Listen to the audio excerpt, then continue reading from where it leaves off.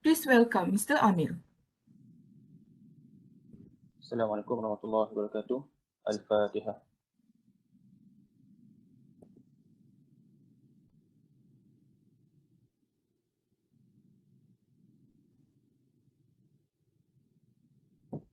أعوذ بالله من الشيطان الرجيم. بسم الله الرحمن الرحيم. الحمد لله رب العالمين حمدا يوافي نعمه ويكافئ مزيده.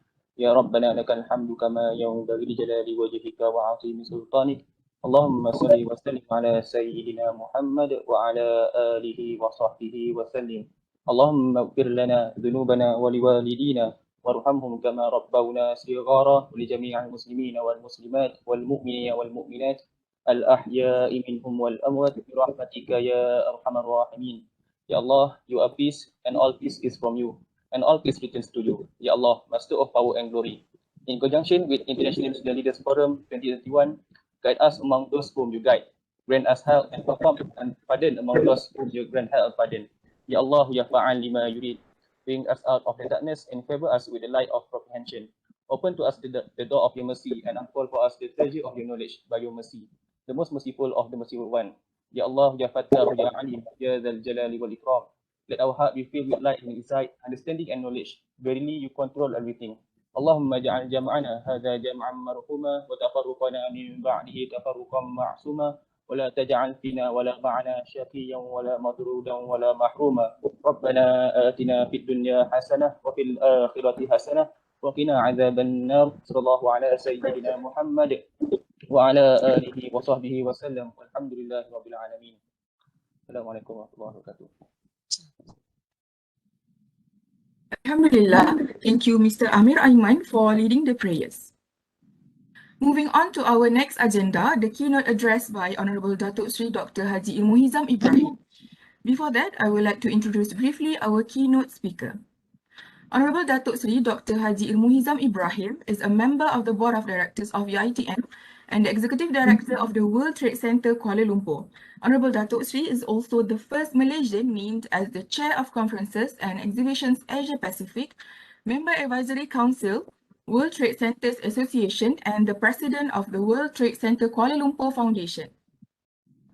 Our keynote speaker also serves a number of prominent roles in UiTM. He is the Entrepreneurship Advisory Committee member, Board of Trustees Malay Rulers Chair Institution, and the advisor of the UiTM FC Football Club. Our honorable guest obtained his PhD of Philosophy Education, Adult and Professional Development from Universiti Kebangsaan Malaysia. He is also an AAGBS Premium alumni who graduated with a Master of Business Administration.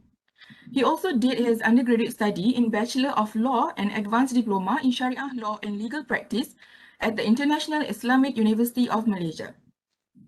Honorable Datuk Sri has been recognized in many awards and programs, such as in 2017 when he was awarded the Distinguished Visitor Program Medallion by the Ministry for Foreign Affairs Singapore and the Distinguished Special Visitor Program Medallion by the Department of Foreign Affairs and Trade Australia.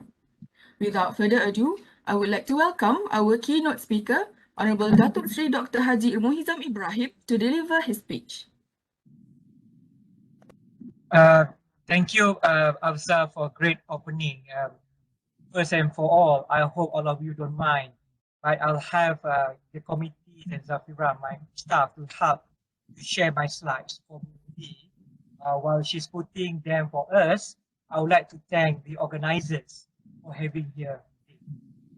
Assalamualaikum warahmatullahi wabarakatuh, and a very good afternoon to Professor Dr. Syed Jamal Abdul Nasir bin Syed Muhammad, Dean of Shah Ayub Graduate Business School, Professor Dr. Norzanah Mat Nor, Lecturer Cup Advisor of the International Student Leaders Forum 2021, Abdul Rahman Malik Faisal, Director of the National Student Leaders Forum 2021, esteemed panelists and participants of this forum, whom I value and respect.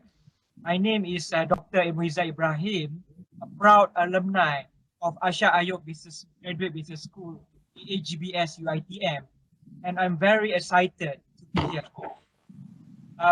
Fellow speakers and audience, in my talk today, I would like to talk about the leadership and management qualities that we need to have in coping with the Voca challenges during these hard times. My speech will cover 4 points. First, I'll talk about Voca and what they are. Secondly, I would like to highlight the importance of staying connected. And then I will share some key points to success. And finally, ending the speech with my own personal takeaway.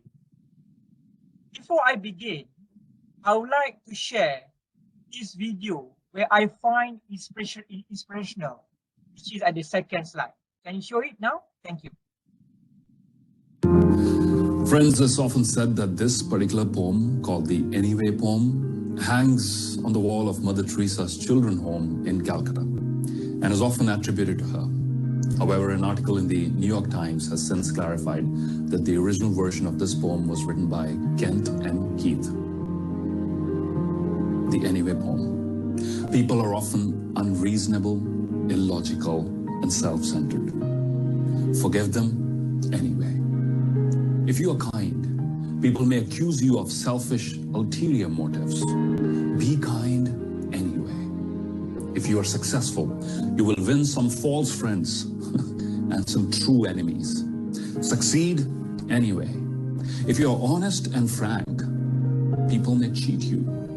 Be honest and frank anyway. What you spend years building, someone could destroy overnight. Build anyway. If you find serenity and happiness, they may be jealous. Be happy anyway. The good you do today, people will often forget tomorrow. Do good anyway. Give the world the best you have, and it may never be enough. Give the world the best you have anyway. You see, in the final analysis, it is between you and your God. It was never between you and them anyway. It was never between you and them anyway. Thank you for watching. Now we can go to the third slide. Yeah, we can gather from the video that we tend to rely or depend on others a little too much sometimes, and tend to forget that the only person who really knows us well is not one but ourselves alone. Which brings me to these following points on what is known as the Voca Challenges, VUCA, the Voca Challenges, which means that volatility, uncertainty, complexity, and ambiguity perfectly sums how our world currently is. The acronym was first coined in 1987 and was used by the US military to describe the post-Cold War world. Today, this description of the world we live is still applicable, if not increasingly more unstable and rapidly changing. Let's look at these elements more closely. V stands for volatility, in that the world can easily change rapidly, unpredictably, so that we need to be adaptable. You should be able to adapt and adjust with any change in time or situation. For example, as we have seen, adapting the new norm post-COVID-19. U is for uncertainty. Overcoming uncertainty is by knowing your goals and wants. Uncertainty is unavoidable at times, but to get over it, we must do lots of research and study on things. As being a good leader comes with great knowledge. Like the pandemic that is uncertain, by equipping yourself with the right knowledge, you will be more informed and hopefully this will help you to make the right decisions. C stands for complexity. Of course, nothing in life is easy, and complexities are bound to happen. This is something that we must face every day of our lives. But by thinking out of the box and being more critical when evaluating things, will we be more certain with the right decision that we make. Finally, A is for ambiguity. Something is ambiguous when one thing may mean something to someone else, but different to you.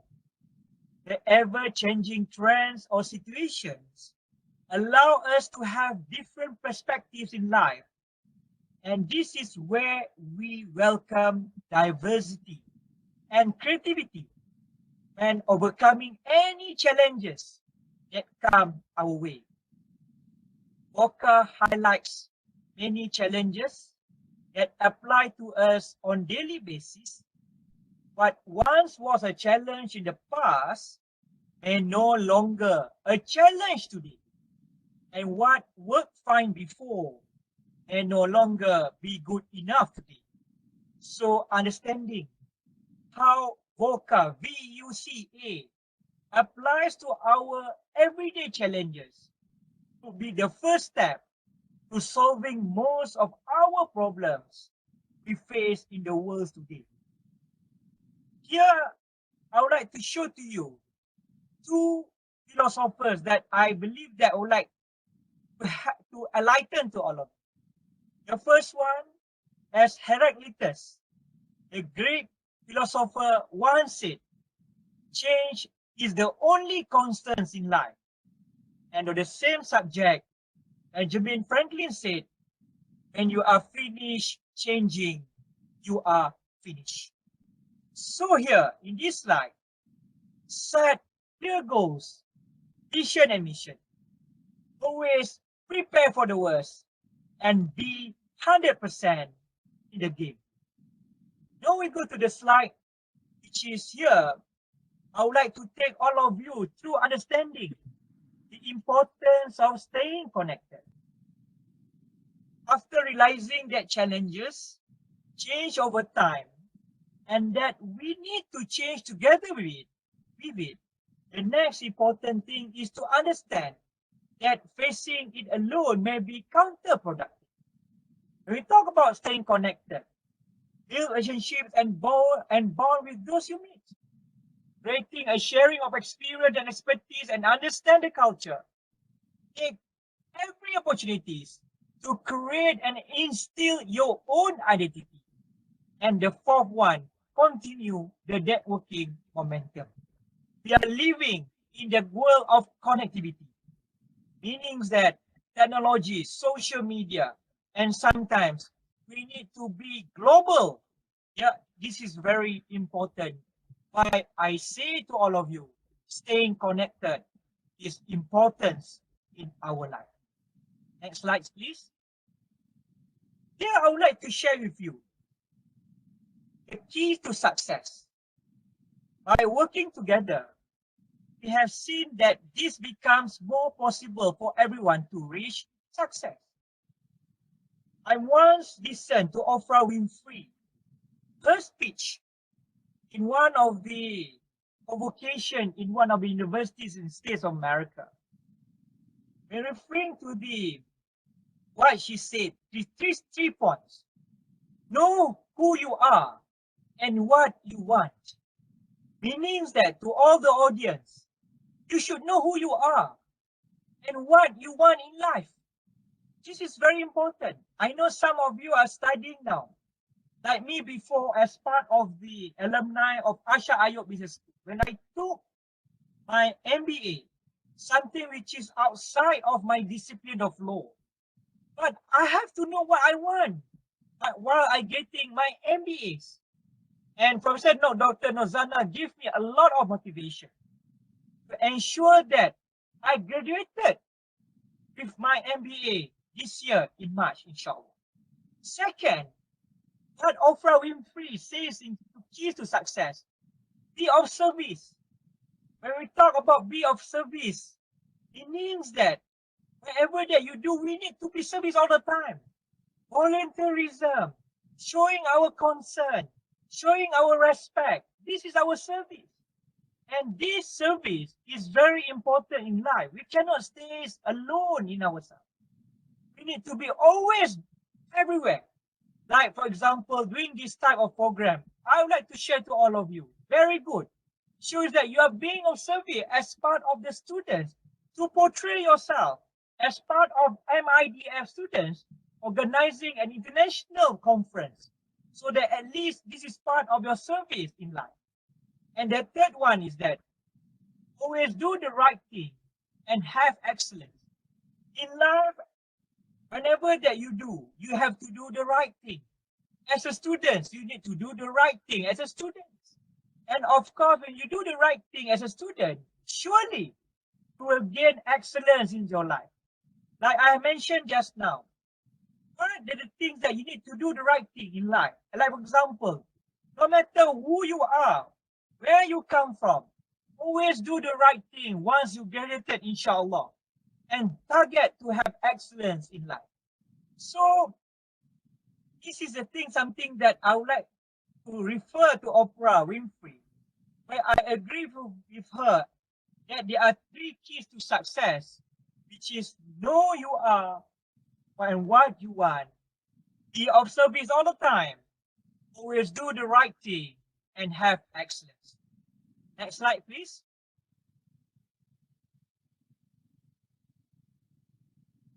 This is something that leads to my personal takeaway on the topic. To add on what we have learned thus so far, I would like to add another 3 more keys to success. You need to be visible, wake up, relevant, make or dress up, and reliable, show up. How about visible here? Be active and involved in societies of association. That is great for networking and expanding your relations.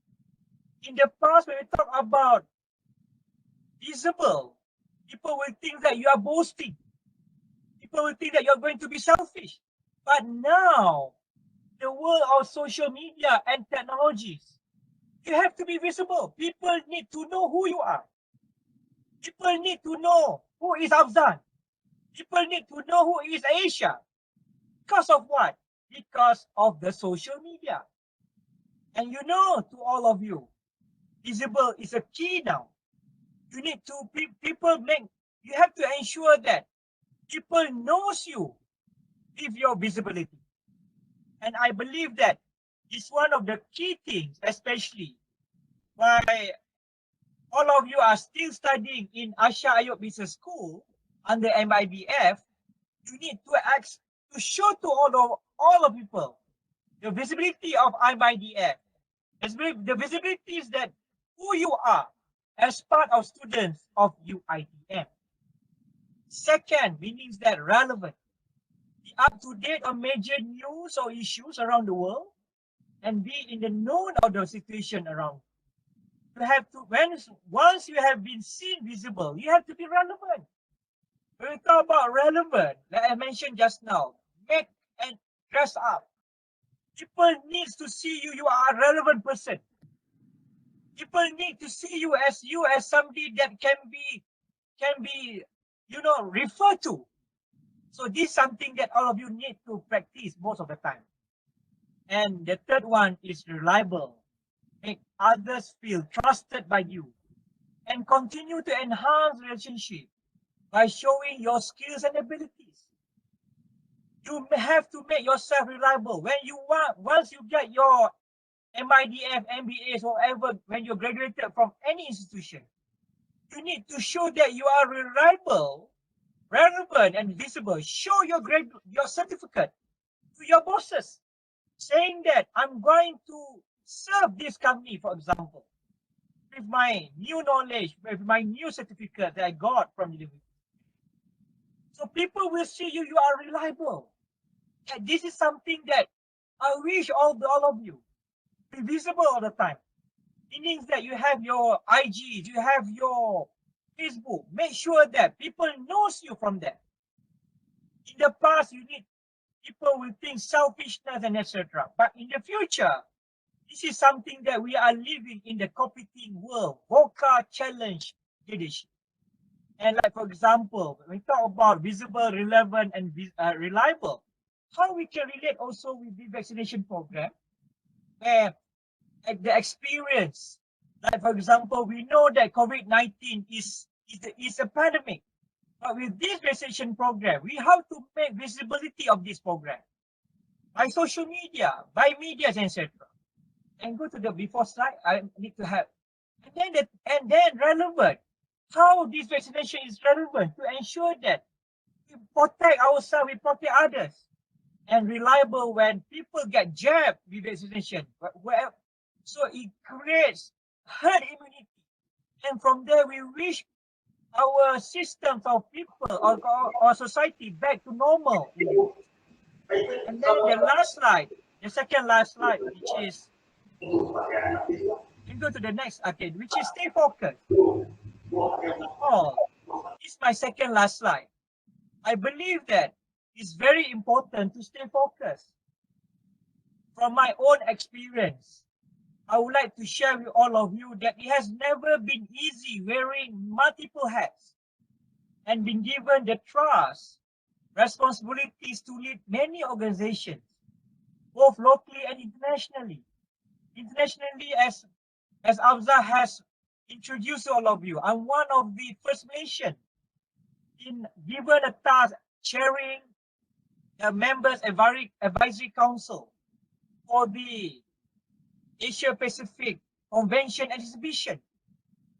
World Trade Center Station, they have 320 global network. We have World Trade Center in New York as a headquarters. We have World Trade Center in London. We have World Trade Center in Brussels. We have World Trade Center in Tokyo. But how you want to show that you are reliable, relevant, and visible? You have to stay focused, for example. In Malaysia, in spite of, as a board members of UiTM, with all the such small committees where I need to lead or participate, I also am advisor to the Ministry of Agriculture Malaysia. I also members of team of this group of discussions of for the Ministry of Unity Malaysia. I just been appointed as the assistant of the National Civil Service of Malaysia, and at the same time with the MATRADE, which is as a board member of MATRADE, Malaysia External Trade Export for Malaysia. So people ask me how I cope with all of this. And now I also students in University of Malaya in Masters in Public Administration, which is going to be my third Masters, inshallah. But this is something that what I do know is that I am here, I am today because I have to stay focused. All of you need to stay focused. I believe that in the current pandemic, we have a lot of challenges. Economically, working, physical, psychological. There's a lot of challenges. But the important is that how to stay focused. Stay focused is a key. Stay focused is something that you can do it as the young generations. Even like, for example, this is the thing I learned from the Al-Azhar Business School. The dean, when I meet, for example, he mentioned to me how to make AAGBS become something that people will rely. I said, important is stay focused. Yep. And Professor Dr. Norzanah, when I at the middle of doing my thesis, I was very, very down because my work that I have to face. She highlighted to me, stay focused. So Alhamdulillah, yeah, I managed to complete my Al-Azhar Business School MBA program in UI. My last slide is that's all I have for my speech. I'm very optimistic that this forum will be very beneficial to all of you to understand what is required when faced with Voca challenges. V, volatility. U, uncertainty. C, complexity. A, ambiguity during these post-COVID-19 times. I've shared some tips and key points. I hope that all of you will find useful and then can help you in times you have doubts. Not just as mere followers, but as leaders in your own right. So, I wish all of you the best. Pay close attention to what is discussed in this forum today. Treat it the most important lesson that you will ever learn. Remember that this is just the beginning. And from here, I hope you can go forth and lead the change the world needs to see. As the next generations of great leaders, I wish you all the success in your endeavors. Thank you for listening. All the best to all of you. Be focused, be visible, be relevant, be reliable. Take care, and stay safe. Wabillahi taufiq wal hidayah. Wassalamualaikum warahmatullahi wabarakatuh. Thank you. Thank you very much to our speaker, Honorable Datuk Sri Dr. Haji Ilmuhizam Ibrahim, for addressing this interesting and informative topic. And again, to all participants, I would like to ask for your cooperation to ensure that your mic is off throughout our forum today to avoid any interruption. All right, ladies and gentlemen, now we come to the main highlight of our program today, International Student Leaders Forum. Without further ado, I shall pass the event to our learned moderator, Ms. Izian Nadira Zulkifli. Alhamdulillah. Thank you so much, Ms. Al-Azhar. Assalamualaikum and a very good evening, everyone. Before the session begins, I would like to introduce myself. I'm Izian and I will be the moderator for the forum sessions. Before we start, I would like to give a short introduction of our 5 panels for this forum. For our first panel, we have Mr. Doldanai Boonmalert, or also known as Mr. Muhammad Qadri. He's from Thailand, but currently studying at University Al-Azhar, Cairo. He's the president of the Thai Medical Student Club in his university. Next, we have Mr. Bagaskara Adhinugroho from Indonesia. He is the president of the Student Association at his current university, Airlangga University, Indonesia. Our third panel, we have Ms. Nurul Husna Muhammad Bukhari from Malaysia, currently studying in KU Leuven University, Belgium. She is one of the board members of the International Muslim Association of Leuven.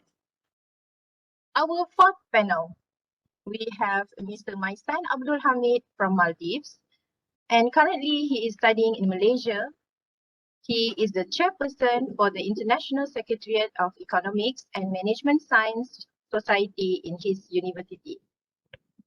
Lastly, we have Mr. Muhammad Faisal Ghazali. He is our representative from AAGBS as well as the president of Arshad Ayub Graduate Business School Students Association, ASAS. A bit information for today's forum. We had altogether 3 rounds, and for each round, we will have a specific topic and a specific panels to answer the questions and share their thoughts and experience. I also have a reminder to every of our participants. If any of the participants have any questions, you can also leave your question at the chat box and we will attend it by the end of these forum sessions. Now, without further ado, with lafaz Bismillah, let us start with our first round of the forum with the topic VUCA World in COVID-19.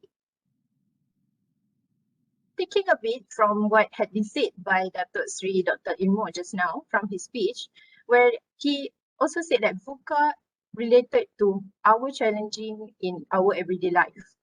And speaking on challenges, it is related to my very first questions, where I wanted to ask this question to Mr. Kadri. Mr. Kadri, since you originally from Bangkok, Thailand, right? But currently was studying in Cairo. In this challenging time, you are forced to continue your routine and work in distance, right? As a student, and at the same time, you as the chairman of the Students Club, how do you prepare on this uncertain sudden situation and also take on this challenge, what's also we call as distant barriers? Over to you, Mr. Kadri. Bismillahirrahmanirrahim. Alhamdulillahi Rabbil Alameen. Wassalatu wassalamu ala ashrafil anbiya wal mursalin wa ala ashabihi bi rahmatika ya arhamar rahimin. Rabbi shrah li sadri wa yassir li amri wahlul 'uqdatam min lisani yafqahu qawli. Allahumma amin. Assalamu alaikum wa rahmatullahi wa barakatuh. And a very good afternoon to the board of the organizers, professors, respected guests, ladies and gentlemen. It is my pleasure for being chosen to be present among you here in this very wonderful event. My name is Doldanai Boonmalert, but if it's too hard, just call me Kadri. I'm from Bangkok, Thailand. I'm currently studying medicine in Al-Azhar University in Egypt. Volatility, uncertainty, complexity, and ambiguity of VUCA hasn't been very well understood until recently in 2019, when the novel coronavirus pandemic has started its epic spreading throughout the globe. VUCA has become a thing we have to adapt into our modern ways of life, from the normal to the new normal. The coronavirus disease, or the COVID-19, has very much effect on our daily lives, including studies, works, meetings, and survivals. The limitation or the prohibition that has been established or drawn by the COVID-19 has made such great impact to humanity. Social distancing, wearing masks, and sanitizing has become the new daily routine or the new normal that we have to live with it in order to stay healthy in this modern world. In order to help put an end to the spreading of the great pandemic, the WHO, or the World Health Organization, has announced or suggested the prohibition of international traveling, in which harmoniously match with the saying of Prophet Muhammad sallallahu alaihi wasallam. If you hear an outbreak of a plague in a land, so do not enter it. But if the plague breaks out in a place where you are in, so do not leave it. Hence, distance barrier is another problem that was foreshadowed with the spreading of COVID-19. We have to take lessons, work, meeting, talks, eat, etc. remotely for the safety of ourselves. Me, as the president of the Thai Medical Student Club in Cairo, who had previously worked with other associates, closely in contact, especially with the teammates and the sick, to provide the best service we could. However, since the outbreak of the COVID-19, we have adapted a new way of providing service to others. Telehealth project has been introduced to the Thai community in Egypt, not just in Cairo, but the whole Egypt, to provide the consultation to those who are in need of our service.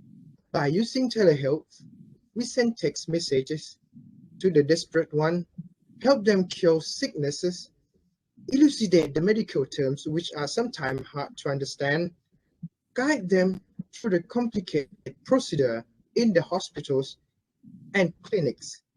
In this way, we change the way of how we provide our service, but we maintain the quality of help. Furthermore, in terms of meeting with the association, we have also adjust the ways of it, like many others have done, the video conference in which we are doing now. I'm quite positive that video conference has the ability to narrow down the meaning of what so-called the distant barriers, even though it couldn't completely replace the feeling as we guess when we do the physical meeting. But by even that Allah subhanahu wa ta'ala has destined, we cannot deny that video conference has greatly remodified the ways of gathering. Of course, distance, no matter near or far, internet has played the main role in all the events. It's incontrovertible that internet has greatly impacted the personal lifestyle. In order to start an online class or video conference like we are having now, I'm pretty sure that every device is connected to the internet, or else you all wouldn't be here. However, the coin has two faces, the head and the tail, and so the internet. Allah subhanahu wa ta'ala said in the Quran, وَعَسَىٰ أَن تَكْرَهُوا شَيْئًا وَهُوَ خَيْرٌ لَكُمْ وَعَسَىٰ أَن تُحِبُّوا شَيْئًا وَهُوَ شَرٌ لَكُمْ. Perhaps you dislike something which is good for you, and perhaps you like something which is bad for you. From this verse of the noble Quran in Surah Al-Baqarah, Allah subhanahu wa ta'ala has reminded us to be carefully managed and used. For example, the internet. Many people would think that social media is the only purpose the internet is for. But this very internet is the biggest library the world has ever seen, even bigger than the great library of Alexandria, which I haven't been there yet. However, it depends on how we manage to use them. Nowadays, we'd have to go to the bookstore to buy books, or to the supermarket to do grocery, or to the restaurants to eat, because they all are under MCO. No, that's not what I mean. It's because all of these are available in the internet. All you need to do is click, click, and click, and you will have just what you need. So we cannot refuse that currently in the modern world, technologies has the highest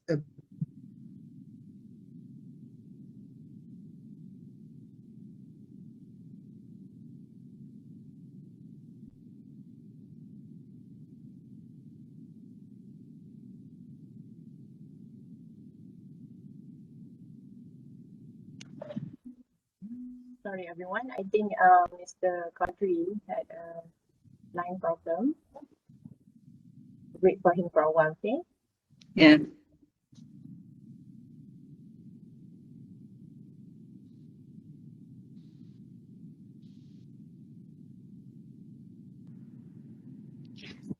All the way from Egypt, right? Yes, bro. Yeah.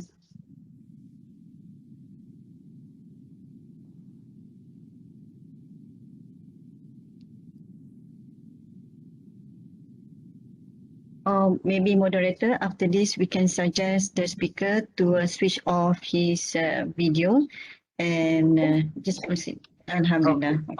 Sorry for the interruption. You may proceed. Okay, so let's continue.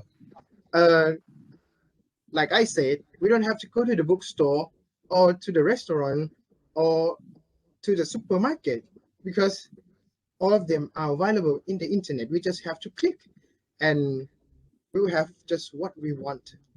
So we cannot refuse that currently in the modern world, technologies has the highest ability to narrow down the world into the device that I'm sure everyone has one. Either it's mobile phone, laptop, or computer. The only matter is we know how to manage ourselves and not letting them manage us. In this VUCA world, We all have to accept that we are new to this type of situation. No one has ever noticed that the pandemic would be this huge. It's beautifully planned by Allah subhanahu wa ta'ala, as He says, وَمَكَرُوا وَمَكَرَ اللَّهُ وَاللَّهُ خَيْرُ الْمَاكِرِينَ. They plan, Allah plans, and Allah is the best of planners. Therefore, we all have to bear in mind that all of this happens for a reason. He's testing us. He's teaching us. Just be patient, for the outcome will be surely beautiful, inshallah. The distance barrier, however, in my opinion, from the context I have spoken earlier, doesn't affect us much since technologies has played its role to ease things down. Since the outbreak of COVID-19 in late 2019 in Wuhan, China, we, the human, has successfully adapted to the situation that comes with it, either the development in the vaccination or the upgrade of the health care. Though much of the people prefer the physical contact, but yeah, what to do? Things get harder to predict. What we can do is prepare and tawakkul. Because why we have to tawakkul? Wallahu yuhibbul mutawakkilin. Because Allah loves those who tawakkal to Him or entrust Him to what's coming. Me working in the medical field, I have dealt in various ways of treatment of the sickness. I have found out that dealing with mental illness is much harder to the physical illness, since all of the people I have dealt are those that are away from their sweet home. Thus, the most important thing is to make them feel at home and at ease. From this, I've noticed that distance barrier has greater mental effect than the physical effect. Like I said, the best way is to make them feel at home and at ease, talk them out, help with the problem, and solve the solution. There was once a patient who contacted me in person, complaining of extreme anxiety due to the reason of spreading of the novel virus and inability to travel home to stay with their loved one, and all she wanted to do is to commit suicide. La qadar Allah, may we be away from it. I have dealt with her in various ways to change her mindset. I ended up giving her spiritual lift or tazkirah, and it worked very well in this situation. From the examples I have given, we can see that distance barrier can sometimes be opportunities in various points, and vice versa. It can sometimes be very harmful things to us if we don't know how to handle it properly. From this, I hope you all will benefit much or little from my answer I had given. Thank you very much for your attention, and all the best to all of you around the world. Thank you very much. Alhamdulillah. Thank you so much, Mr. Fajri. Thank you for your very informative sharing and input. And what I can say is that although we are very far apart, but technology can make us stay together. So how about we move on to our next questions, where I would like to ask Mr. Bagas. Mr. Bagas, one of the important elements that we need to consider during this heavy time is our safety. And speaking on that, with all the precaution steps that are been recommended by WHO, we were forced to perform our tasks and even our routine in a new norm. As the chairman to your student association, may you share with us on how do you manage and perform given tasks while consider the safety of other students and the quality of the tasks that were given to you? You may proceed, Mr. Bagas. Okay, thank you for the time, everyone. In this afternoon, I hope today everyone is a good day for all of us. Let me introduce myself again. I am Bagaskara Adhinugroho, Master of Science in Management student from Airlangga University, Indonesia. Today, I had the opportunity to discuss about the topic leadership challenge in VUCA world amid the COVID-19. It will provide an overview of the challenge that a leader must face amid high uncertainty due to COVID-19 from the VUCA perspective. As we know, VUCA consists as volatility, uncertainty, complexity, and ambiguity. A leader must guide his organization, adapt to new circumstances, and get the final results according to the expectation. We know that today's condition is known as not an easy time for all of us, right? Maybe we from Indonesia, Malaysia, Msys, and every place in the world. It can be overwhelming to stay focused and organized on what we can and should be doing for ourselves and our team as a leader. Here are the actions to consider to remain proactive and protective amidst the current condition. Next. These things to consider consist as safety and work quality.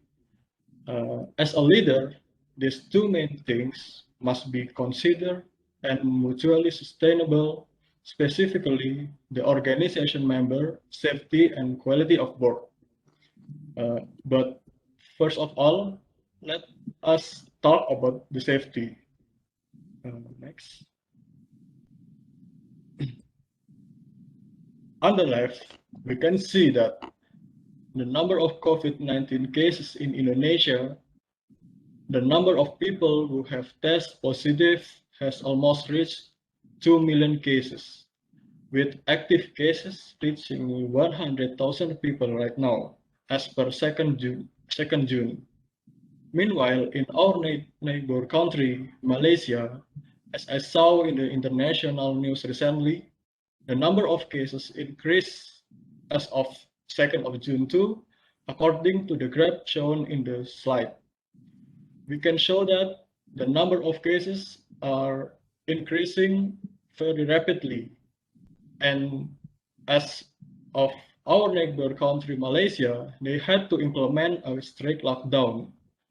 As for now, yes. This situation certainly encouraged us to change, whether it's planned or unplanned, gradual or sudden. Change is unavoidable and become part of being we are as human. The old normal habits we lived before had to adjust to the so-called the new normal, as we know. What does a new normal look like? There is three concepts what a new normal look like. The first is the way we live is different. The second, the way we work or study has changed. And the third, the way we socialize and connect has changed too. As for the first, the way we live is different. As we know, mask and hand sanitizer may be a commonplace for us right now. As we go to the public places, public transport looks very different, with social distancing and places and all of commuter wearing a mask. And as we know, large events may also be changed, like sports competition as Tokyo Olympic. It's all postponed due to this condition. And then the way we live different right now is we do a double take when we hear someone cough, sneeze, or sniffle. We have been conditioned these past few months to be hyper vigilant for the symptom. But hopefully this might also mean that higher standard of hand and personalized hygiene will continue after the new normal. And the second, the way we work or study has changed. Education, as we know, has changed. Universities have moved online. Some universities blending face-to-face with online lecture or full online lecture. Universities around the world are feeling the impact from the absence of international students. Offline conference will be paused, and international collaboration now look very different to previous years. And the third, the way we socialize and connect looks very different. Full-time social distancing, because no more packing in large crowds and saying goodbye for a moment to concert, play, movie, festival, museum, and other public places out there. Because we need to adapt to the new normal, and we need to see the condition right now is very unsafe. Next. As considering the safety of member of the organization during COVID-19, therefore, to consider the safety of organization member in the midst of pandemic, the best way is to follow the rules by official institutions such as WHO, CDC, or more specifically, to our country government, which is more adapted to the circumstance of each other country. In Indonesia, we follow Indonesian government. In Malaysia, we follow Malaysian government. In Msys, we follow Msys government. And then we can follow the such university policy amidst COVID-19. As shown in the slide, our university, Universitas Airlangga, limits all activity on campus. Our learning model has changed completely since the pandemic began. Activities such as hands-on learning, discussion in the library, and other productive things we have done there have turned into a new normal activity. Not to mention the activity of our student organization also experienced the same thing. The new normal activity, known as work from home or work from distance or study from home, maybe whatever it's called, which is the best way for us to anticipate the transmission of COVID-19 right now. Next. Because of this new normal activity, we are afraid of experiencing a decrease in performance and feeling unsure because we have never done remote work before. This, of course, can be overcome by conducting performance management that is adapted to current condition. Performance management is the process of identifying, measuring, managing, and developing the performance of the organization. We have to switch from the traditional performance management system that directly measure our work productivity and try to manage the performance accordingly. It has been changed to the measure quality based on the result that we produce and its impacts on the organization. Next. Here are some critical points that I formed to maintain the tasks performed during today's remote condition. There are planning, communication, and monitoring. These three steps we can rely on these three critical points that I formed to maintain the task performance during today's remote condition. As the first step is planning. To begin with planning, we need to see the bigger picture. Seeing the bigger picture helps us to maintain the quality of the given task because we may not focus and get lost in the details without clear direction.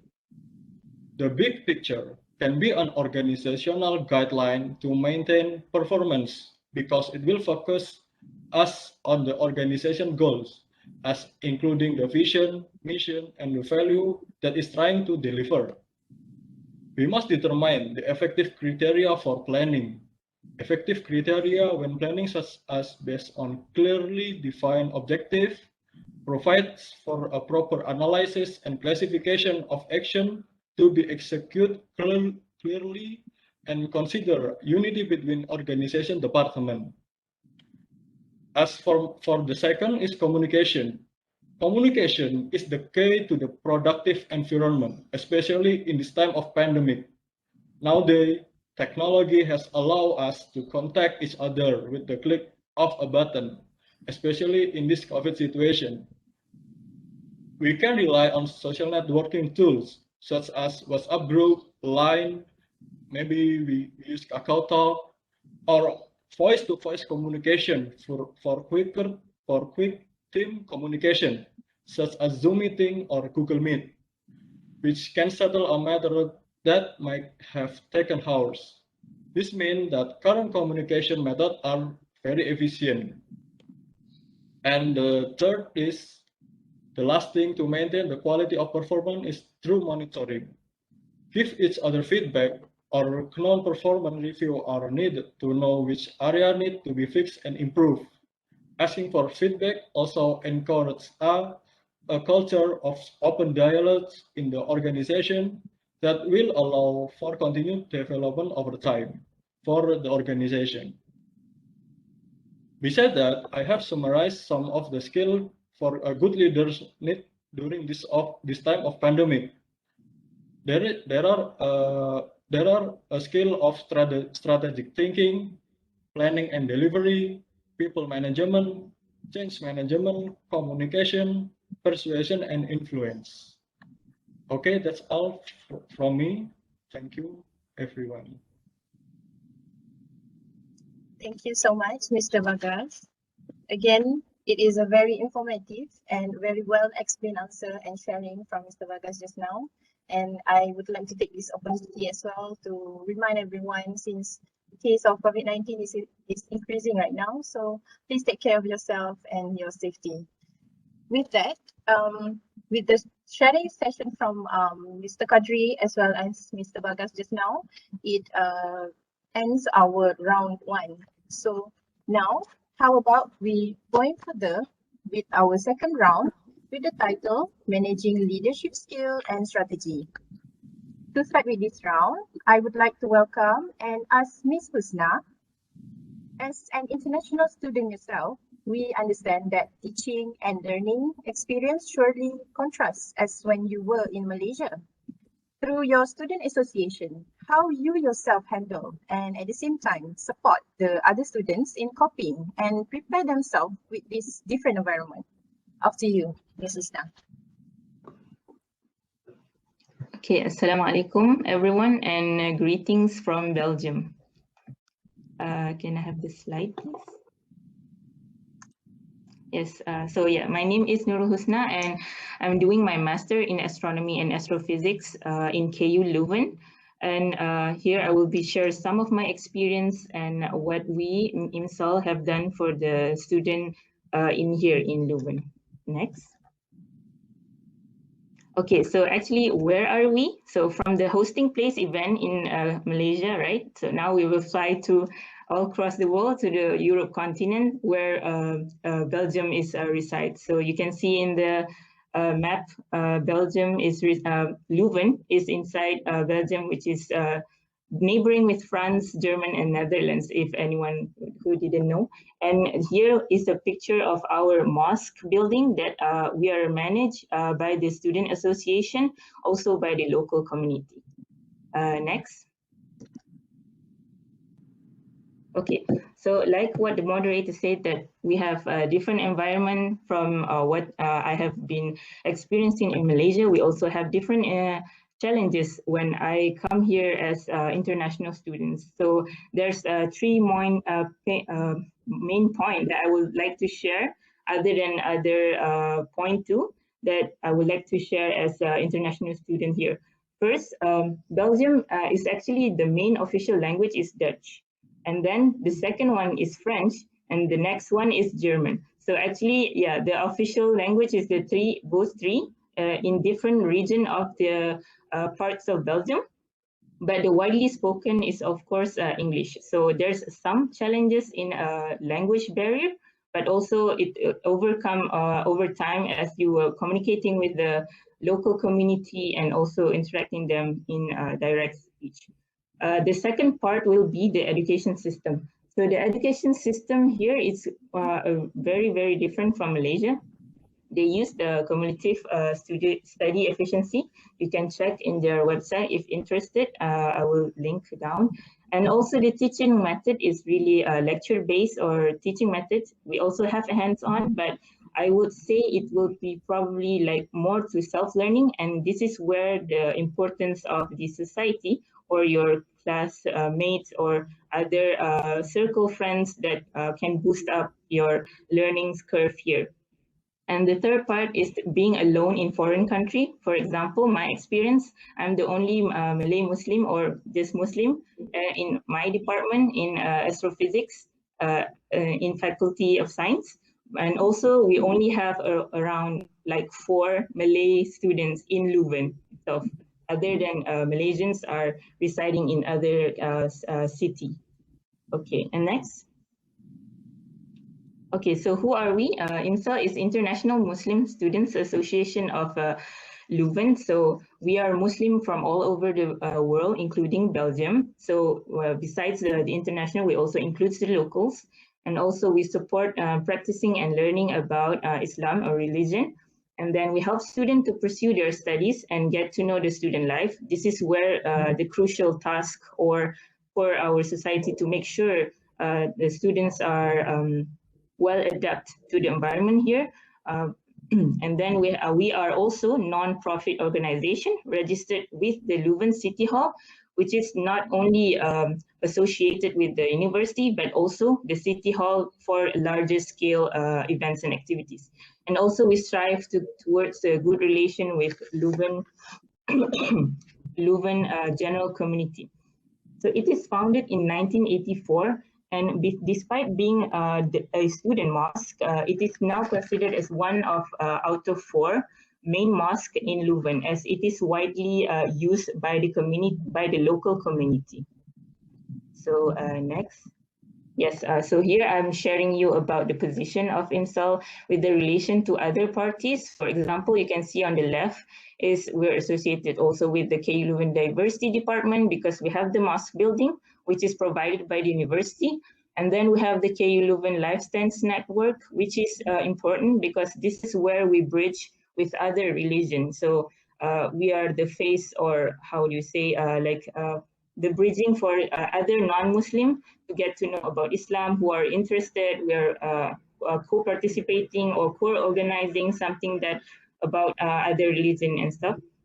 And then we are also registered for both, like I said before, local, which is the umbrella for the organization or student organization, which partly responsible for all organization of the events, and Leuven City Hall, which partly responsible for the external relation and communication with other mosques. So as I said before, we have other 3 main mosques in Leuven. So this registration with the Leuven City Hall make us make a larger organization of events for Muslim for in Leuven in general.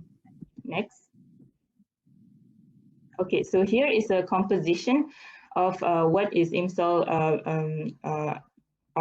what is the first is the advisors, which is past board members that are used as advisory for us as the board members. Currently is I'm one of the 6 of the board members, and any of the decision making that will affect it, the community in general is as big, because as you know, as IMSL is not only catered to the Muslim student. You can see down below, our target audience is Muslim students, which is from bachelor, master, PhD, and everyone who are Muslim in Leuven generally. But also, we also have other members from other capital, other city like Brussels and Ghent or something like that. Because, for example, in Brussels, they are French-speaking region. So most of the people are coming, international students, they don't speak French, they only speak English. So it's a little bit hard to integrate to the community. but it has the transition part. That's where IMSAL came in play a role and trying to help them adapt to to the community. And then we also, you can see below the board member, we have the community as a whole. And then we have on the right side, the volunteer is really playing a big role in fulfilling our vision and activities or events, or making everything in reality to cater the needs and the demands for the target audience. And you see in the left, we also have left and right is our second target audience.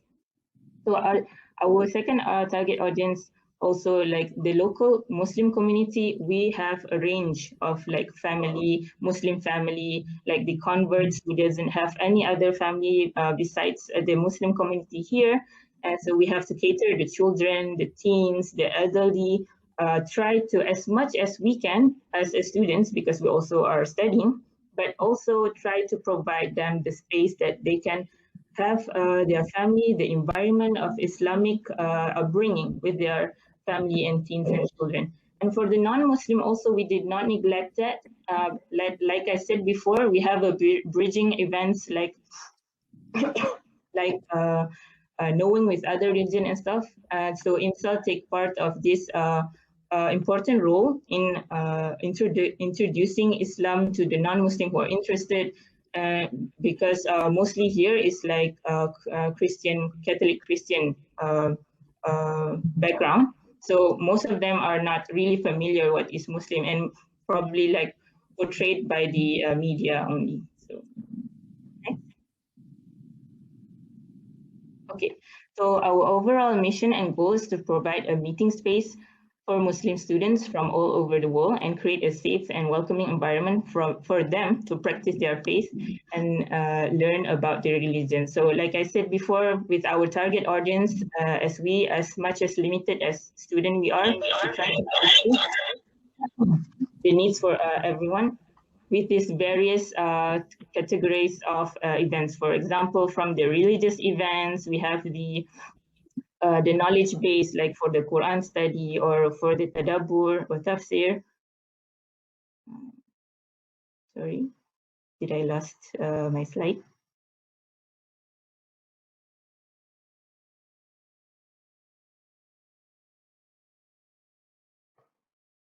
I think someone sharing their slide. Can you stop your sharing, please? Okay, thank you.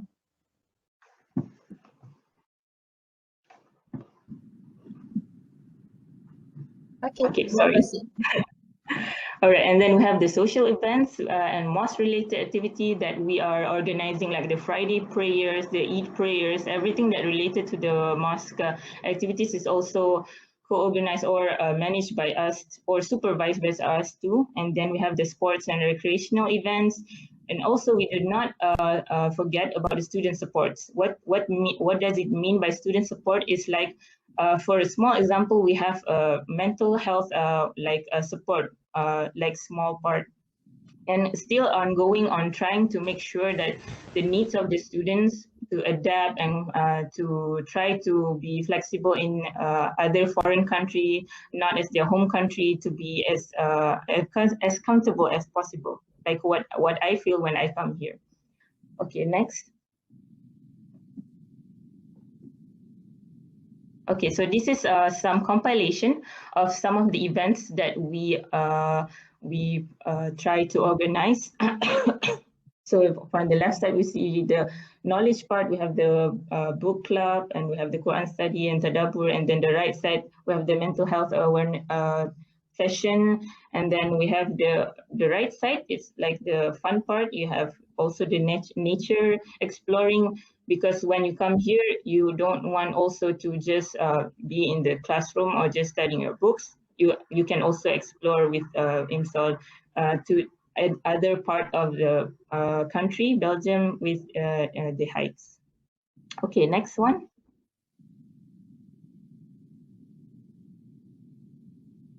Okay, so here is I have shared the recent activities that we've done for Ramadan, especially This is a compilation of them, and because of lack of time that I have, so the right side of you can see the most highlighted thing that I wanted to share is, for example, the iftar meal distribution that we all co-organize with other 4 mosques that we try to cater the needs for the students. So we want to give a platform for the one who are receiving and for the one who wants to give. So all of them, all of these are catered by the volunteers, student volunteers, and the one who are cooking is the family, Muslim family that really wants to partake for this events in this holy month of Ramadan, and we make it possible only for by donation. And this is also cooperated with the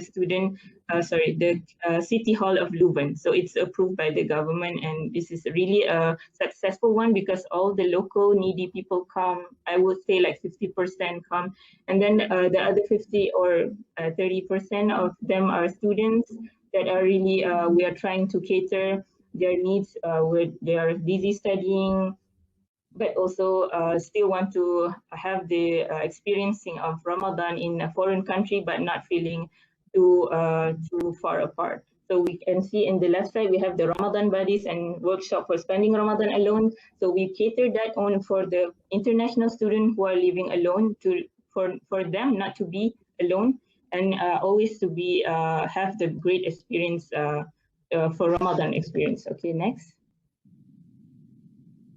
Okay, so this is actually some of the examples that I would like to share. Like, for example, I'm personally involved with the iftar's distribution meal. It started with the idea and the interest, and we also have the issues and challenges coming because we have all of other parties like other mosque, and then the student, the city hall have to manage that, and then all of the distribution processes.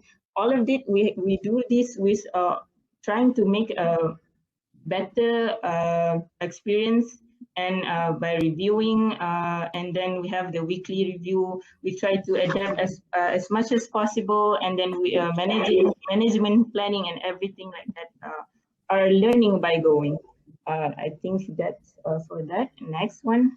Lastly, what I want to say to recommendation, like what the moderator asked, recommendation and advice for student, I would say, who wants to live or study abroad, try to be preparation in their mental, physical, and even spiritual part of you. And then having a positive mindset is very important.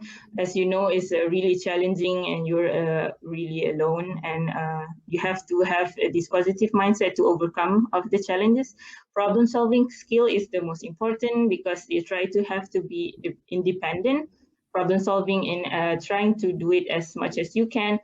And the important thing also, adaptation and flexibility, because as you know, if you're an early planner or you're a very rigid planner, if something is not wrong, is going wrong, and you have to adapt and be flexible. Try to be not to be too rigid. So that's how you go on and on. And the connectivity and communication is important. As for me, for example, I come here with no one, like no family or friends that I know here. So what I did is try to connect with the local community, try to engage with what other activities are here, and try to contribute as much as you can, so you can also feel fulfillment. And yeah, lastly, stay strong and seek help when needed. Next. Yes, for more information, you can go to our website in www.imsal.be or our Facebook page, imsal.belgium. You can also reach me in the email in the slide, and thank you for listening. Thank you well. Alhamdulillah. Thank you so much, Ms. Husna. I think just now we were like flying to Belgium, right? So thank you also for your advice. If there is any student from Malaysia wanted to study international, like go for international. So how about now we fly back to Malaysia, and I would like to welcome and call upon Mr. Maisan, as you are also one of the international students. With all the hardships that you had faced, as well as your other international friends, with limited resources can somehow affect your health and well-being. So how would you be able to manage yourself? and at the same time helping your other friends under your associations in terms of their welfare as well as their well-being. After you, Mr. Maisan. Thank you. Can you hear me? All right. It's okay. Thank you very much for the giving me the opportunity to be a guest in this forum. I'm from Maldives. I'm currently studying in International Islamic University of Malaysia. A brief introduction. I'm currently the chairperson of International Secretary of Economics and Management Science Society, with other few society also. And currently, I have been in Malaysia for around 10 years. So yeah, moving on. So I would like to introduce what is the association, but before that, I would like to inform what is in IIM Student Union. So the Student Union was established on 2019 on 5th September. It is the highest student body in IIUM, which was launched and proposed by the former president of IIUM and the former education minister, Dr. Masli. And the objective of this was to protect the interests of students and the university, and also the education ecosystem and social in general. So they came up with this idea to have a broader idea to engage with all the students. So in the students level, they came up with IIM Student Union. So the next slide. So the Economics and Management Science Society is the Kulia level society where our international bureau is the secretariat is under running. So what is Economic Management Science Society is? Next. It's a society, or known as Msys, is a Kulia-based society representing all 2,000 undergraduate students of the Kulia of Economics and Management Science. So they are all under our Kulia. We have around 2,000 plus, around 3,000 now currently. So we are handling around 2,000 students. But as for International Bureau, we are handling around 200 to 400 students. So if any issues, anything related to their visa issues and stuff, they will be referring to us. So the mission is to serve the welfare of Kenma students, and also to unite and integrate Kenma's community, and to promote Islamic economics. And our vision is that to build a connection with other universities and alumni, as we have collaboration with other universities and other programs like events that we organize for plans and stuff. So we develop a lot of programs for the students for benefit. So can you? This is our main board. Just move on. So we have around 4 council chairperson. This is the department is divided in our MSAS. We are divided into Islamic Finance, Accounting, Business Administration, and Economics Council, and each has their own representative. And then we have for secretary, all right. And for the secretary chairperson is the secretariats. We have International, ICT, Dawah and Training, and Welfare and Sports. As for me, I am under the International, who will be looking after all the international affairs and matters regarding that. So can you move? This is the main board of our association. We have around 11 members who are looking after the welfare and well-being of internationals. So moving on. So what is International Secretariat of MSAS? Each Kulliya has their own international secretariat. So we have around 11 to 12 Kulliyas, architecture, engineering. So each has their international bureaus. So our job scope is that helping the international student with issues such as visa and other related stuff, arranging different type of programs through the year, which target not only for the international, but also for local students, because Malaysian also we have quite a number.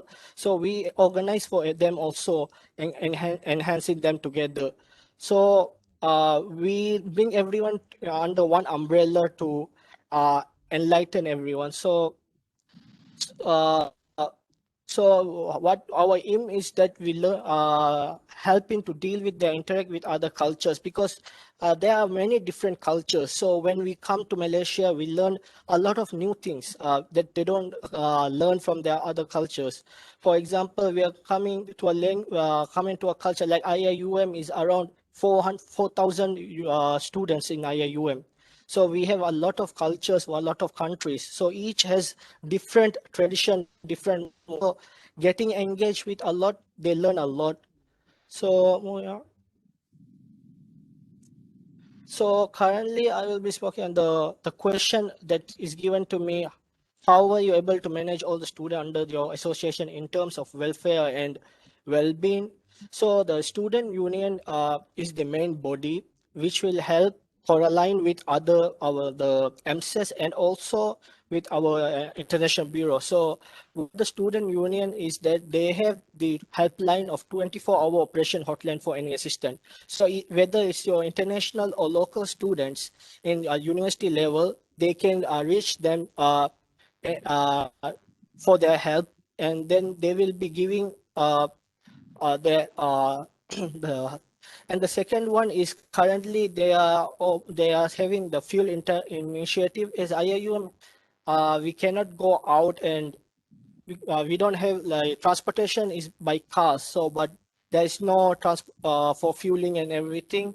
So they have opened for helping the student welfare. They are helping with that also.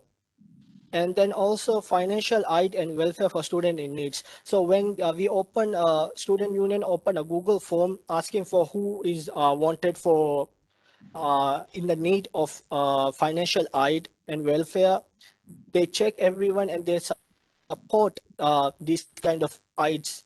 And they have established a COVID-19 task force which handles close contact student and their welfare.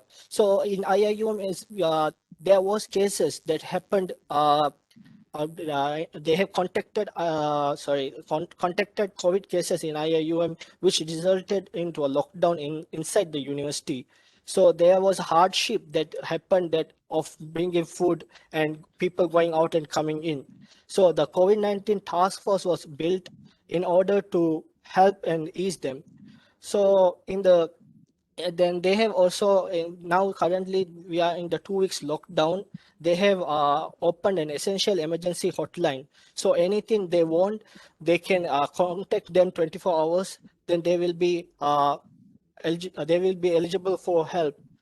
So the next in the I will talk first on MSIS level on the society. What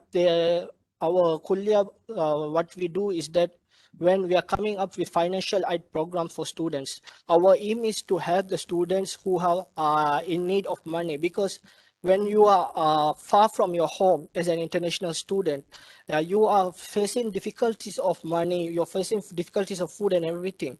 So what we are planning on this kind of financial program because they are due to the COVID scenario, what the families have having to cut cost. So the cut cost happens. So when they request us for financial aids and stuff, we will be providing them with the help of the student union. And also we have food distribution were held all chemist students. So as there was issues regarding the food, and because lockdown was inside the university and no one can go out.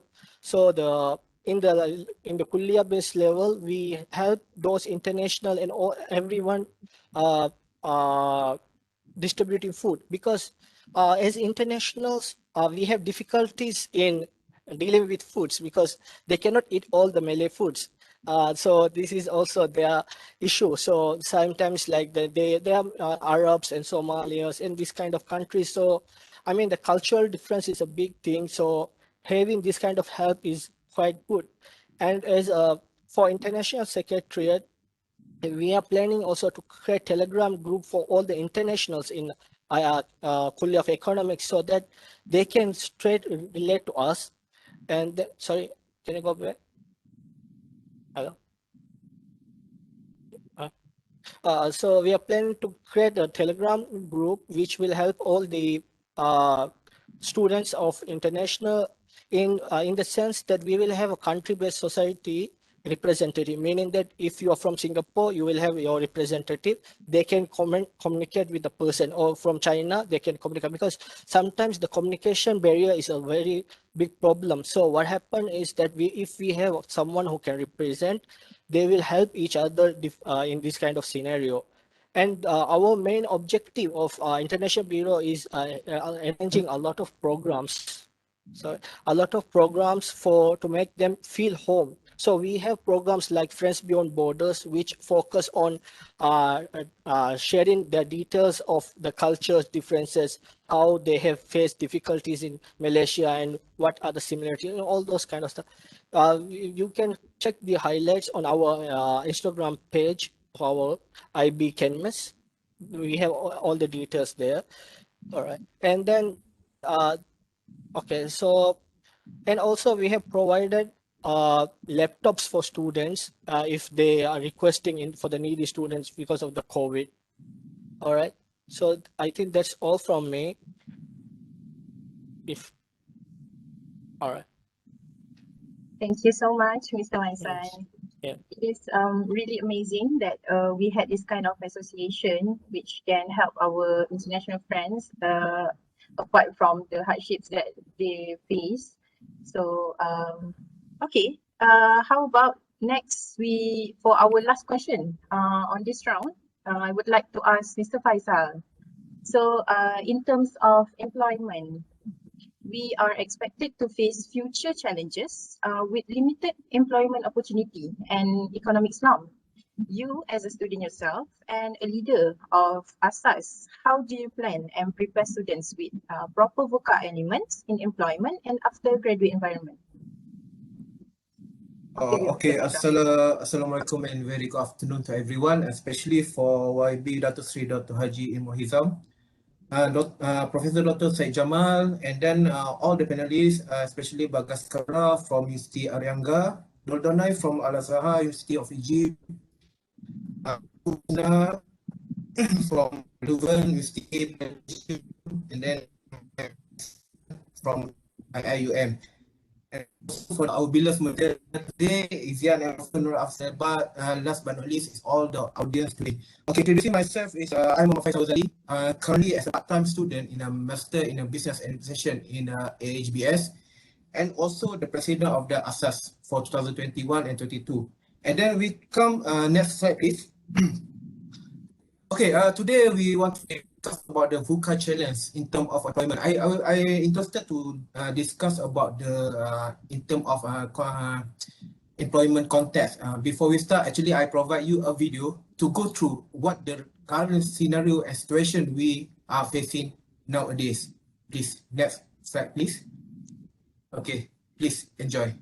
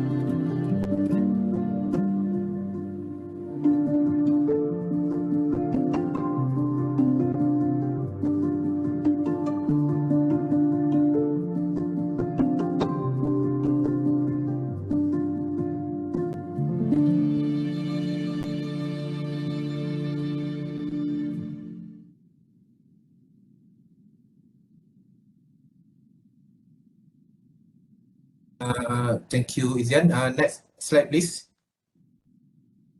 Okay, first of all, I just want to introduce, maybe I go a simple brief about the VUCA. And then as we know, VUCA is a stand for volatility, uncertainty, complexity, and also ambiguity. When we discuss, we do a research, it's more like a negative side. By the way, where actually the nature or the originality of the VUCA itself. As we know, the VUCA during the Cold War against USSR. And then the VUCA of the concept of VUCA actually changed rapidly by time to time. And then now it's very popular because it is like VUCA is like can blend really well with the COVID-19 situation.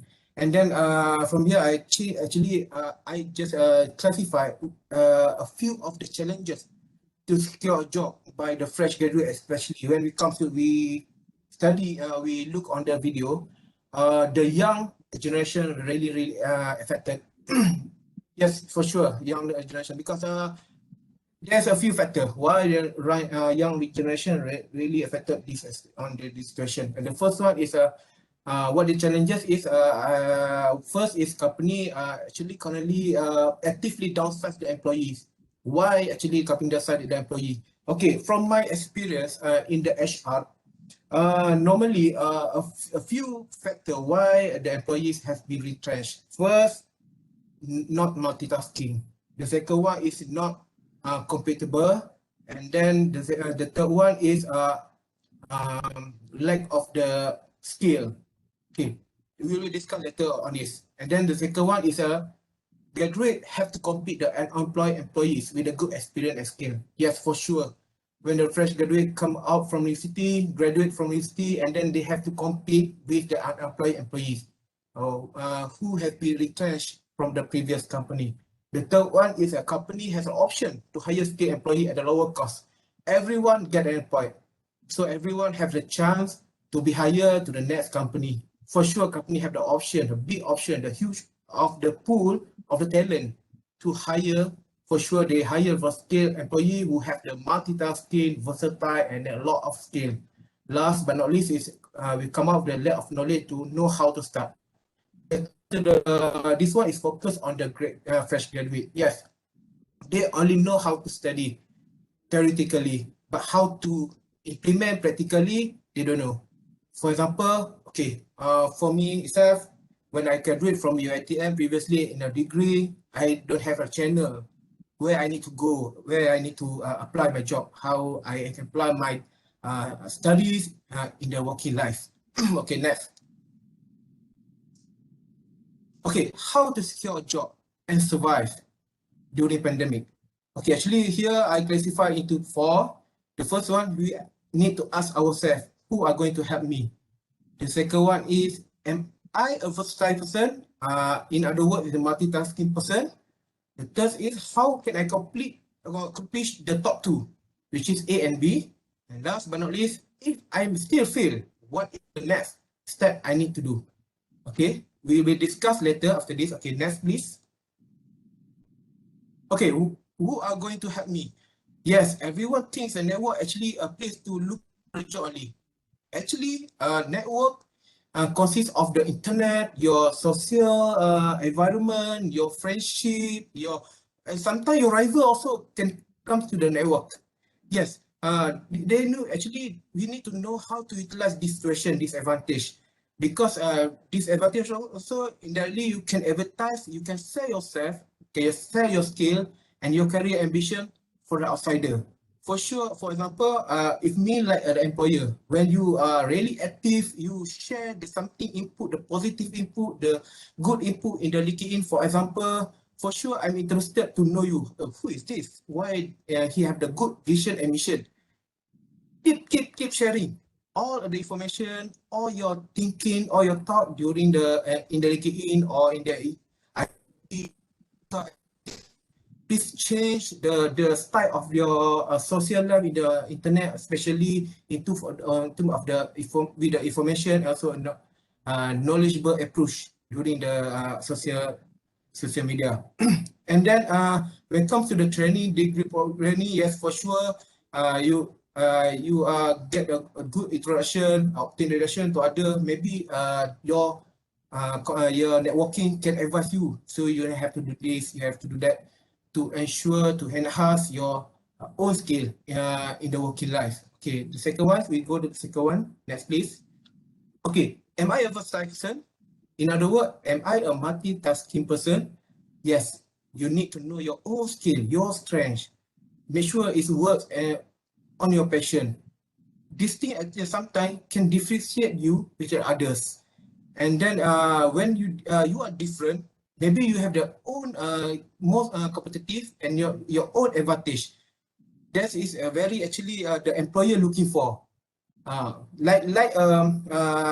I'm not mistaken, based on the Steve Jobs, he's like a lazy person. Because become a lazy person, they can think how to solve quickly without introducing the complexity of to solve the problem. This is actually one of the skills required from the Steve Jobs. So at the same time, you have to learn a new skill. For example, if you graduated from the for me, I graduated previously in mathematics. Actually, I'm looking for I want to be an HR person. Why? Because I already think every company in the world have the HR person. This is I need to study. I need to switch from the mathematical person to the HR person. How I implement my mathematics? For example, I start with the career as a payroll analyst. This is related to the mathematics. This is how I learn a new skill. Okay, this is actually the employer looking for you. They can judge your own potential based on your hardworking, based on the multitasking skill. Okay, the third one is how I can accomplish the top two. So how? Yes, for sure. If I'm not mistaken, shared by the Mr. Bagaskara, internet is everything. Because for internet, during the COVID, for sure, internet is the best way. I'm pretty sure everyone in the home, you have your own internet access. Yes, internet is the best platform to obtain the learning process. Because through internet, actually you can have a lot of article, training, outline, documents through YouTube also sometimes. YouTube and the website, SlideShare, LinkedIn, sometimes they share. This is actually the information. It depends on you. You interested to explore or not. Sometimes I also go through the YouTube, how to like, for example, how to make a pivot table in the Excel, for example. So I go to YouTube. This is also the learning process. So how you be a multitasking person, please go explore through the internet.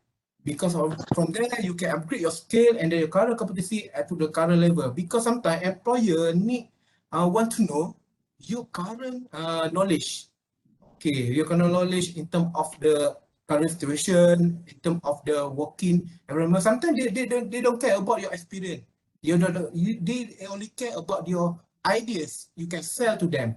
This is how you attract the employer, your potential employer. Go, guys. Okay, last but not least is number 4. Okay, if I'm still fail, what is the next? Okay, for sure. If you say you keep trying, it's not mean fail. You still keep trying. By the way, the risky is not coming yet. So why not you live your own passion and start a business? I'm pretty sure. For example, in Malaysia, a lot of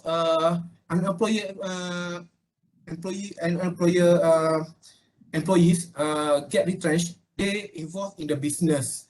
They sell biscuit, cookies. They sell nasi lemak, for example, and then indirectly you can feel your own risk that you create and face it, and then indirectly you can feel the real situation actually the company face, how to maintain the cash in, cash out or the financial one, and then this is something best you can best to be something earning oriented, and order the freelance you work until secure a career and a position. Because it's come to back yourself, where and more importantly, who and do I want to be when the COVID is over.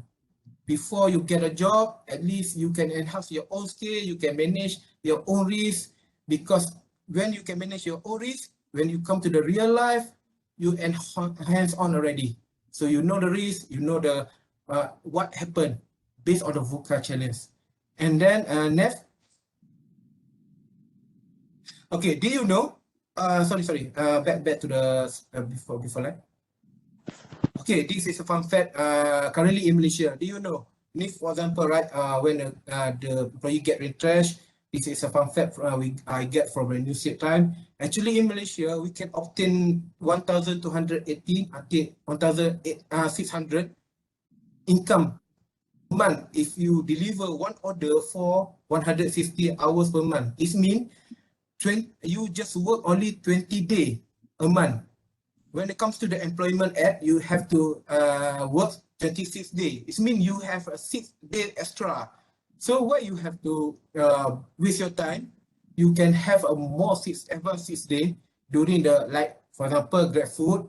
Instead of you be a employee in a company, so maybe you can think wise how you want to drive your life. Okay, last but not least, okay, next slide please. Okay, in terms of context from AAGBS and also ASAS intervention to prepare graduate for the challenge, actually we have a few programs.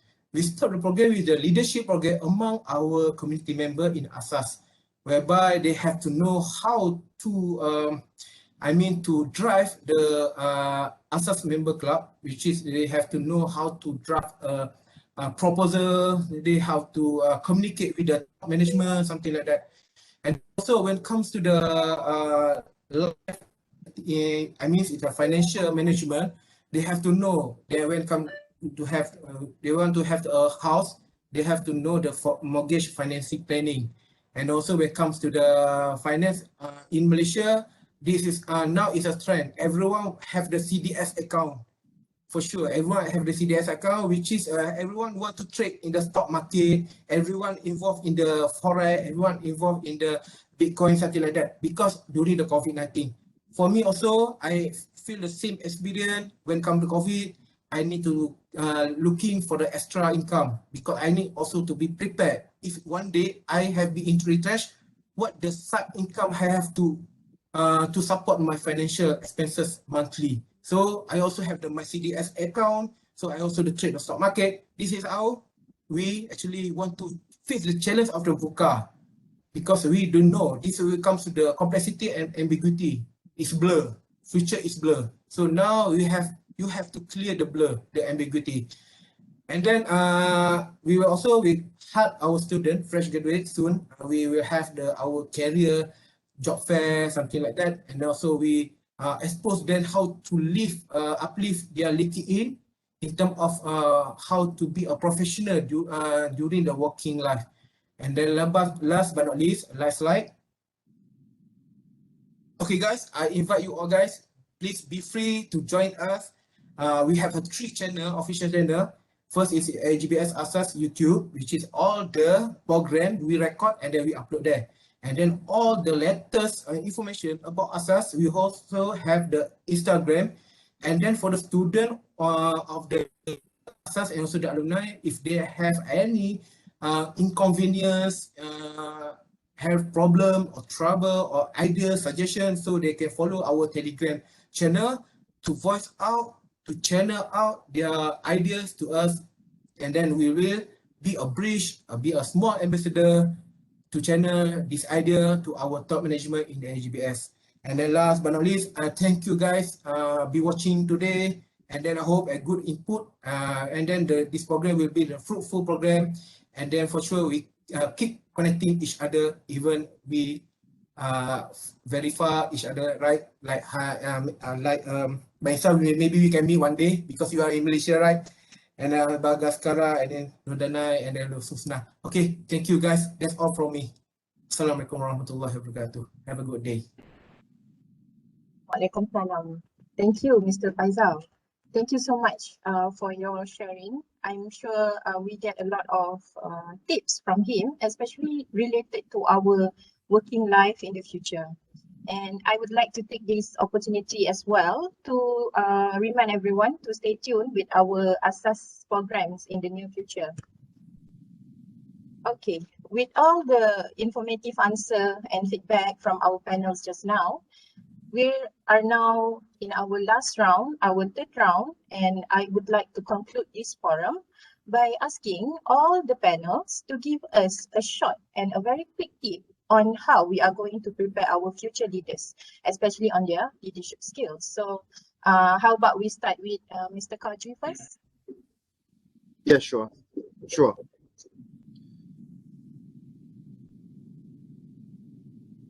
Okay, Mr. Kadri, you can proceed.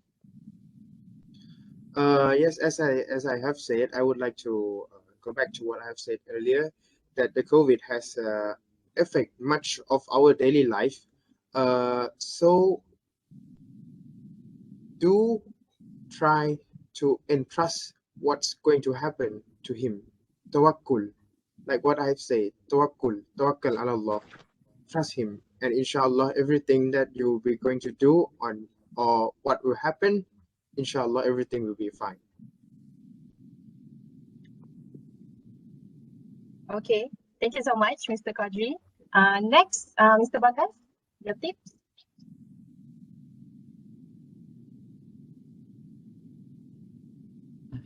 Okay.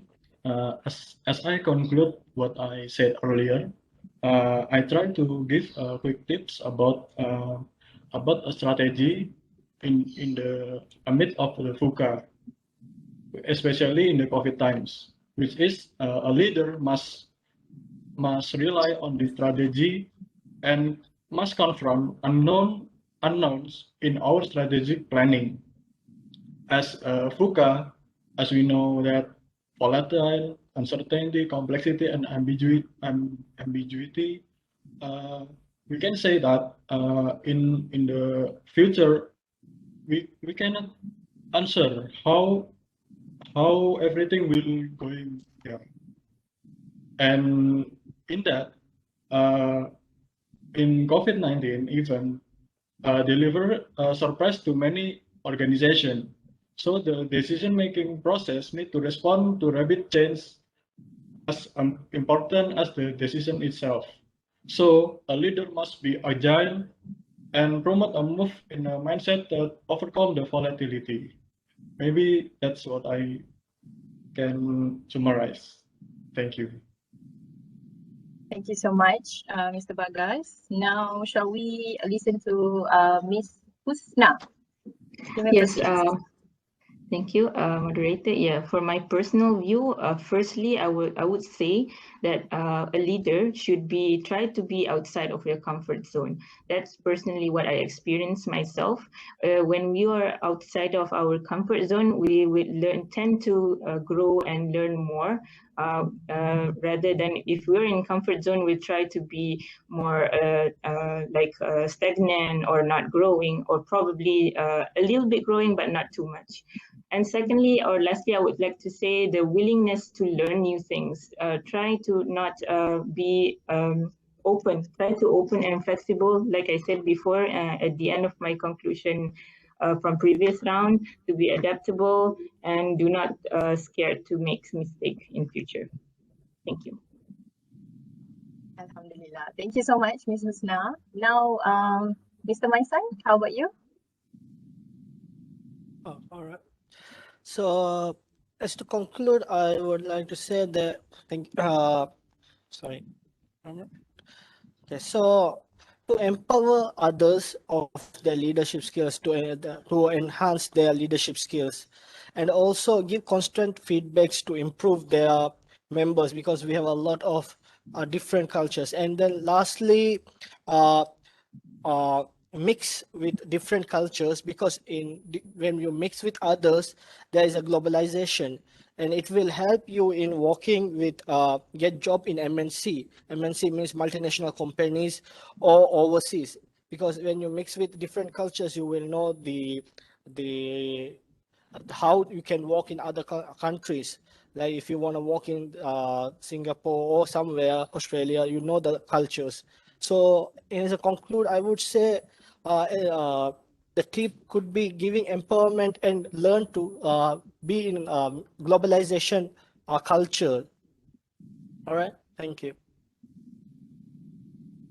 Thank you so much, Mr. Maisan. Last but not least, our president, Mr. Faisal, how about you? Okay, I'm interested in terms of Maisan comments. Yes, for sure, we have to be as a flexibility. So we have to adapt the situational leadership, which is a leader should be adapt the current situation. They cannot be a myopic person. They cannot be a like old school, old-fashioned person. They have to change because the world also changed. Previously, we don't have the COVID. Now we have the COVID. And then based on my experience for my company, which is previously we work in office. And then after that, we have to work from home. And then for sure, we have a bit environment changes here, the culture here. We need to, before this, we have to wake up in the morning and then we have to be prepared to go to office. And now we have to just sit down in the laptop in the house. This is how the situation leadership taking place. And then the second one is based on the situation leadership, they also have the leader also have to overcome the VUCA by study the risk. Every risk, every action actually have the risk, bigger or smaller. So this is very important for a leader. And then last but not least, to ensure our staff, a leader who should be friendly and keep communicating with each other. Have to know the risk situation, because through the communication, the transparency will come, and then each other will know the problem. This is very important to be a medium to solve the problem. That's all from me. Thank you. Alhamdulillah. With that tips by Mr. Faisal just now, marks our last part for this forum. I would like to thank all of our panels for their time and sharing their experience and thoughts on this topic of our forum today.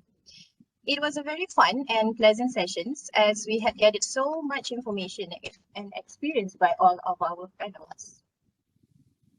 A bit of reminder to everyone, to all the participants, we have prepared the feedback form link in the chat box. So kindly please fill in the feedback form and you will receive an e-certificate by the end of this forum.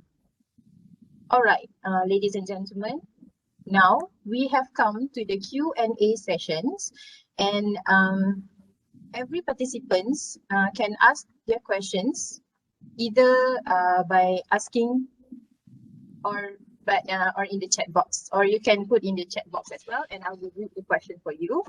And before you ask the question, it will be very good if you can give us your name and where you from and which panels you want to ask. The session will begin now.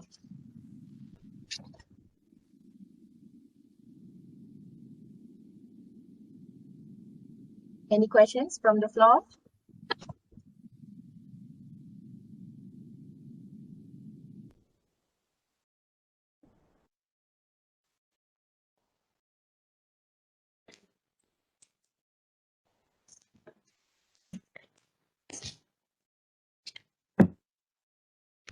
Okay, we have one question from Mr. Kamaro. Good to see ISLF has volunteered to execute a lot of activities such a Barakah environment.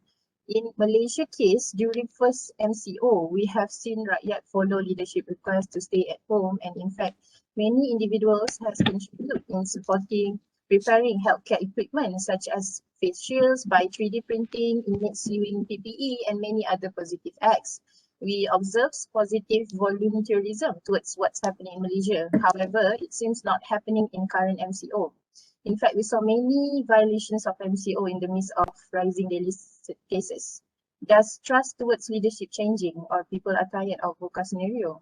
How do we overcome this? So Mr. Kamarul was asking this question to Ms. Husna.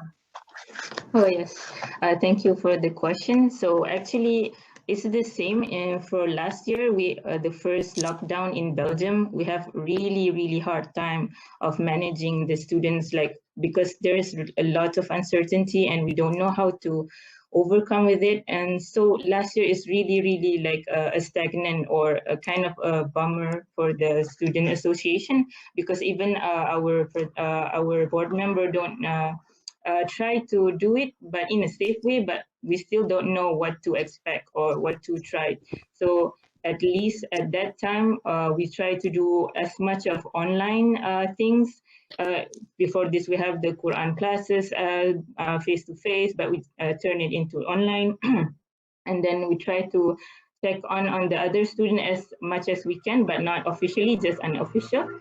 And then for this year, we somewhat already know what to expect. The government here already said, oh, there's a uplifting of the lockdown, and certain we as the board member or the student leader have to be aware of the regulation, the new regulation. So the government will announce in the news like 1 week or something like that, forgot. And then we have to prepare. So for example, on 8th of June or 9th of June, we have the government uplifted the regulation for 100 worshippers are allowed in the mosque. So we have to prepare again the mosque and try to make it as safe as possible for everyone. Even at the mosque, we have distancing like what we done in Malaysia too.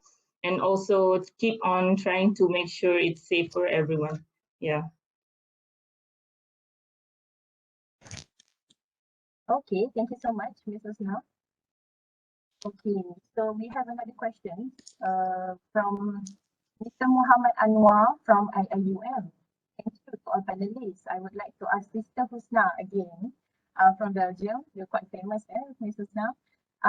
And also Mr. Qadri from Thailand. How do you always keep your members motivated in serving the community members despite our hectic schedule and academic commitments, especially in keeping them motivated, especially during these COVID times, and avoiding burnout situation among members while serving?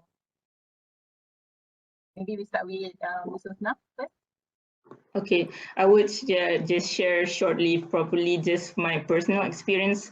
For example, me, an international student here, right? So it's feel like you're alone or something. Like if you have in a total lockdown here, you try to make the environment as reachable as possible. That's what make me motivate, and other volunteers too are motivated too, to make sure it's growing up with the society. Like even the Muslim family here, they reach out to the students. It's not official thing, but they reach out to the other students, and the community here is really friendly. The Muslim community here trying to make sure that everyone is like stay sane during this uncertainty time. And I think that's what make the community really motivated, because actually they themselves, or I myself, I feel unmotivated because of that. We're trying to motivate the other people to stay alive, sort of thing. Okay, thank you so much, Ms. Husna. How about you, Mr. Qadri? Like, for example, in my club, as a Thai medical student club in Cairo, like I've said, we have sent text messages to others. And then after we have done what we have done, like giving the suggestion, the solutions and everything, the thanking and the praise from the sick and those who came to consult us, that's what motivates us very much. And for especially in the teammates, I would call them like a video conference meeting and to congratulate every one of them for participating in such great event like what we have done. So yeah, that's what keep them motivated and doing the volunteer work. Okay, thank you so much, Mr. Qadri, for your answer. Okay, another questions. You can also ask questions using the mic as well. Okay. Hi, I'm Miza from UiTM. Mr. Qadri, Mr. Doldanai, Mr. Qadri, who is your role model in leadership and why? That's quite personal question, but I don't mind answer that question. I would like to say that my role model is my father. He's also working in this field, not the medical field, but he's working in the Islamic studies field. He contribute most of his time to the social more than the time that he gives to the family. But then we don't take that as a bad thing, because the social things, and especially it's regarding the Islamic studies, is really, really heartwarming things. Yes, it's my father. That's what I look up to. Okay, thank you, Mr. Qadri. Okay, next question. Assalamualaikum. My name is Sarah Farhana from USIM. I would like to ask Mr. Faisal how to overcome the members who are too dependent on the leader. You may proceed, Mr. Faisal. Okay, Assalamualaikum. Thank you, moderator. Thank you, Sarah Farhana, for the good question. Okay, when it comes to the team members, too often depend on the leader. Actually, we have to know the root cause why the team member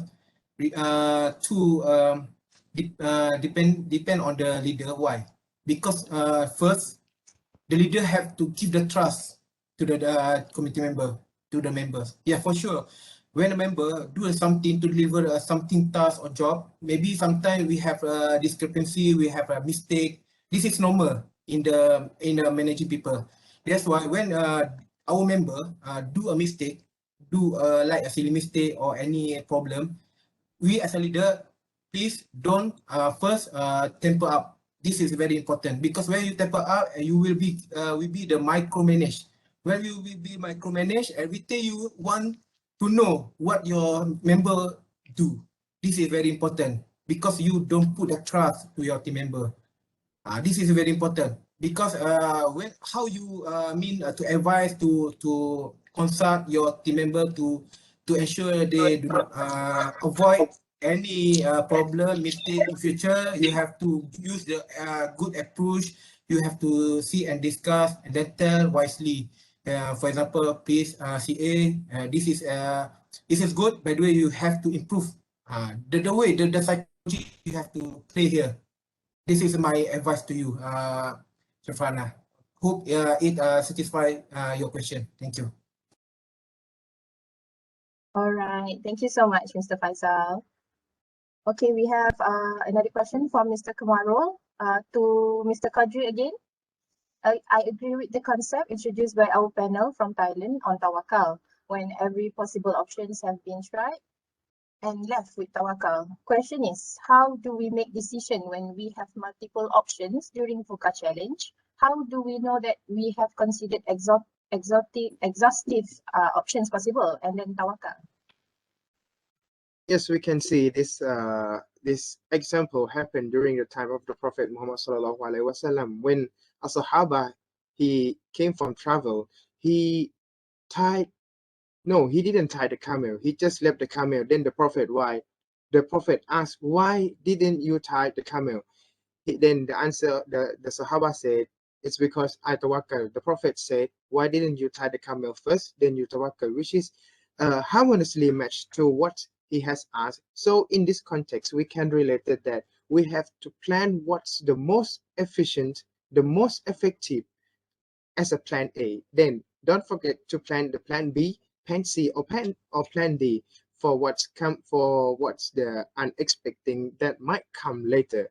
So yeah, that's all. Don't forget to plan like A, B, C.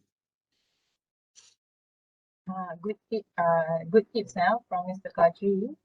Okay, so any other questions? I think we opened the session until 5:15, if possible, because we also will give away a time for our dean to close our ceremony, our event.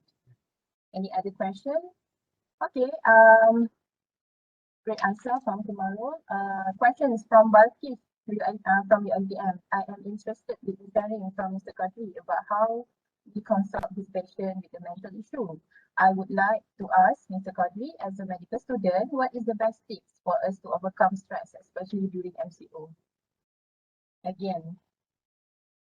Oh, I think Mr. Qadri had an internet issue. Okay. Can you hear us, Mr. Qadri? Yes, I'm back. Yes. Did you get the question just now? Can you repeat again? Okay, sure. Okay, this question is from Balkish from UITM. She was interested with the sharing from you about how you consult with your patient regarding the mental issue. So he would like to ask you, as a medical student, what is the best tip for you to overcome stress, especially during MCO? Best tip for us to overcome stress, especially during MCO. Yeah. First of all, most of the people would see the COVID and the MCO as the bad thing, since they cannot go out and they cannot go and gather with friends and loved ones and the favorites at the restaurants or at the cafe or at the ice cream shops. Why don't we look at the other side? When we have more time to stay with the family, to stay with the loved one, father, mother, siblings, we share the kitchen table together, look at each other. We have time to spend more, and we have more time to be ourselves than to go and have a hard time at the universities or at work. So we try to look in the opposite, try to be more optimistic than pessimistic. So yeah, try to change your mindset. And I would advise this as a spiritual lift. Read Al-Quran and do zikrullah. This would greatly help those who are suffering from anxiety and stressful situation that we are facing in this world nowadays. Okay, again, very good tips. Any other questions from the audience?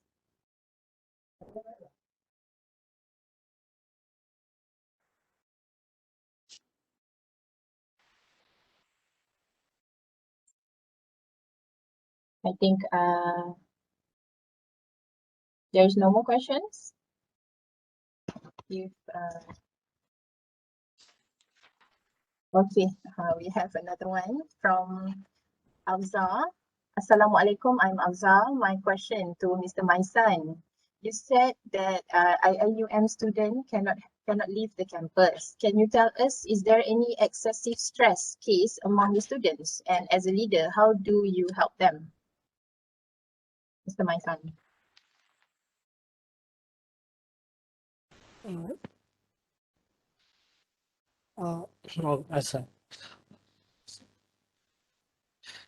For currently, as there are cases has been increased, and the major steps they have taken is we cannot go out.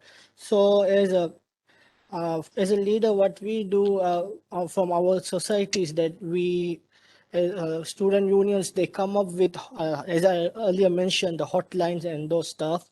So when they have these kind of issues, they contact us, and then we try to help in our best possible ways, because they face this depression, as our brother said, depression and anxieties and stuff.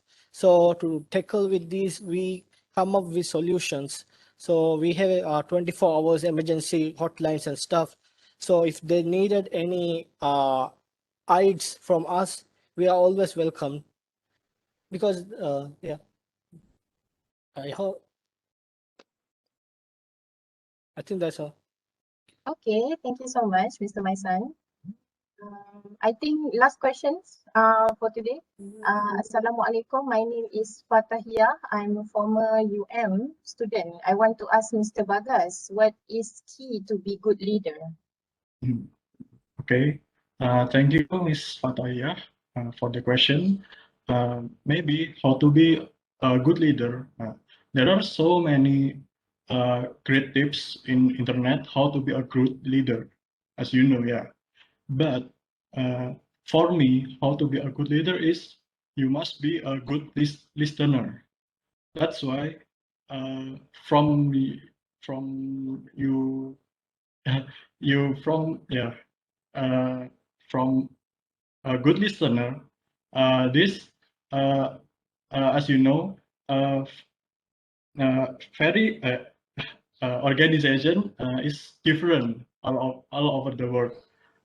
From you be a good listener, you can understand your organization better, and you know you can take a decision more confidently and more precisely, and that's why you must be a good listener. Thank you. Thank you, Mr. Bagas. Okay, I think we have another question. I think this will be the last question, yeah. Assalamualaikum. I am Hainis from UTHM. I would like to ask Mr. Qadri again. Okay, now Mr. Qadri is the famous one. My question is, as a leader, do you ever had stress and depression with your work? I have to confess, everyone must have been through this situation where you get stressed and depressed by the surrounding. Like, for example, before the COVID, not before the COVID, during the early COVID, when my studies was quite concentrated, yeah, that was when I got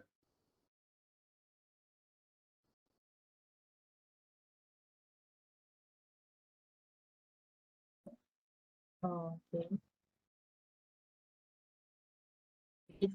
We give a few minutes for Mr. Qadri to come back.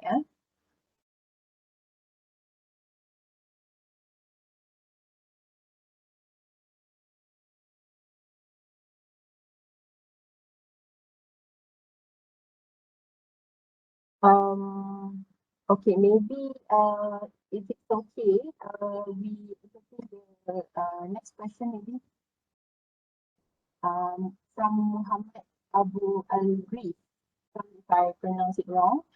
And my question is, tell us the valuable we need for to improve our personnel in NGO. May I know your question to which panel?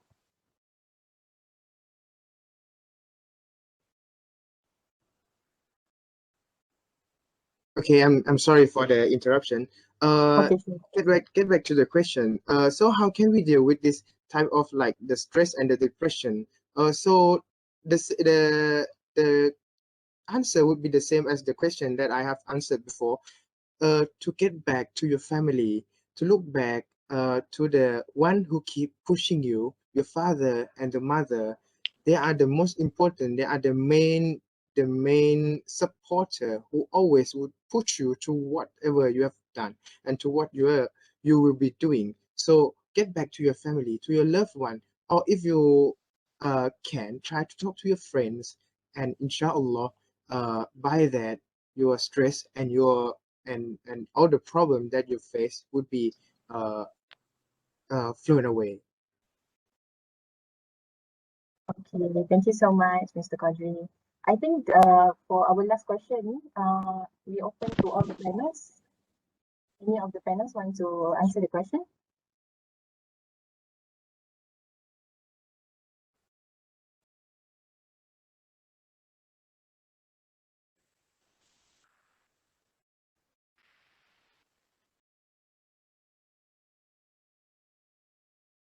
Any of the panels? Maybe Mr. Faisal, maybe you can help to answer the question. Okay, I try to answer this question. Actually, I don't have any experience to involve in the NGOs. By the way, based on my friend experience, when I study the characteristic of my friend, he actually actively involved in the NGO.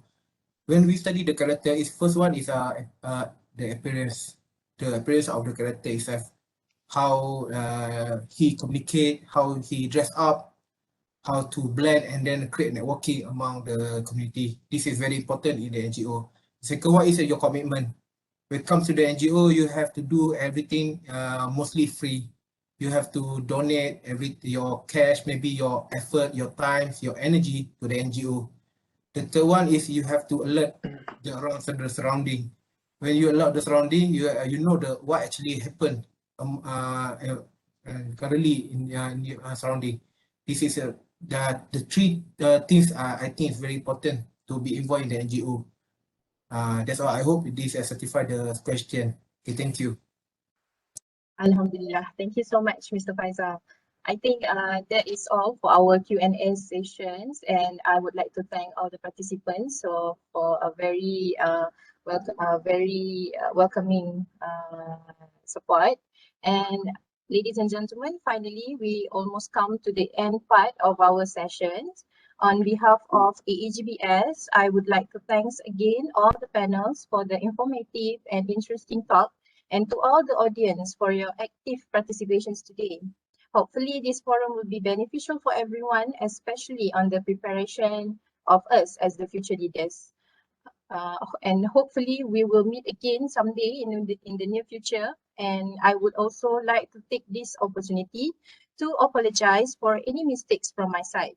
Thank you for your attention, and I will now pass the baton to Ms. Afza again for our closing ceremony. Thank you so much. Thank you, Ms. Izan Nadira and all panelists for the compact explanation. As a reminder to all participants, we would like you to fill the feedback form attached in the chat box. The feedback form is crucial for you to receive an e-certificate of this forum. Moving on to the last agenda of our program, closing remarks by the Dean of Arshad Ayub Graduate Business School. Please welcome Professor Dr. Syed Jamal Abdul Nasir Syed Muhammad.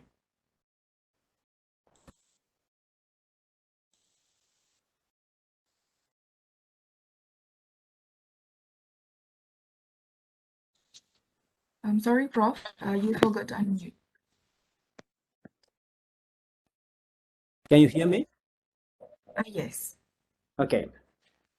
Thank you for the invitation to do the closing remarks. Assalamualaikum warahmatullahi and very good afternoon to Yang Bahagia, Dr. Sri Dr. Haji Muhizam Ibrahim, Board of Director of UiTM, Professor Dr. Norzanah Mat Nor, Lecturer for Subject IFE762 Leadership and Management from Islamic Perspectives, and Advisor of International Student Leaders Forum 2021, Amir Aiman bin Muhammad Al-Khiri, Director of International Student Leaders from Forum 2021, esteemed panelists and participants of this forum entitled Leadership and Management in Coping with VUCA Challenges.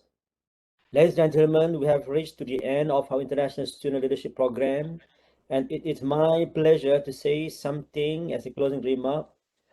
It's a privilege, actually, an honor to be entrusted with such responsibility at the gathering of such eminent students leaders from different parts of the world. I can see that we have panels from different states of the countries: Indonesia, Egypt, Belgium, Malaysia, and so forth. And as with all such events, and this webinar has been an outstanding example, our minds have been inundated by a torrent of ideas, information, and vision, and there is indeed plenty to reflect upon. If this in any way enhances our individual and collective contribution to meeting the global leadership challenges, then this webinar can truly be just a success. Ladies and gentlemen, I believe that all of you have done well throughout this program. It's my greatest of hope that you had fruitful discussion, though I think one afternoon is not enough for an event of this magnitude. In this year's program, the main theme was leadership and management and coping with VUCA challenges. I expected that every participant give out their thoughts and share their experience in their leadership during these difficult times of the pandemic. I wanted you to understand the difference and promote mutual understanding among the participants through the program. I observed your excellent and active discussions, so I can conclude that the purpose of the program has been successfully accomplished. In addition, your positive performance revealed that you have made careful preparation and great efforts for your participation in advance. I would like to pay my deepest respect and appreciation to all the participants for your positive participation in the program. I hope that what you have learned through the program will help you immensely in your future undertakings and lead to a new element of leadership in the future. As we have heard over the program, There is plenty of challenges in leadership during this tough time. Leaders should pay attention on how to manage and perform given tasks whilst balancing between the safety of their students and the quality of the outcome of the task given. Mental health is also among the things that need to be seriously contemplated during the pandemic as people take time to adapt to this new change of lifestyle.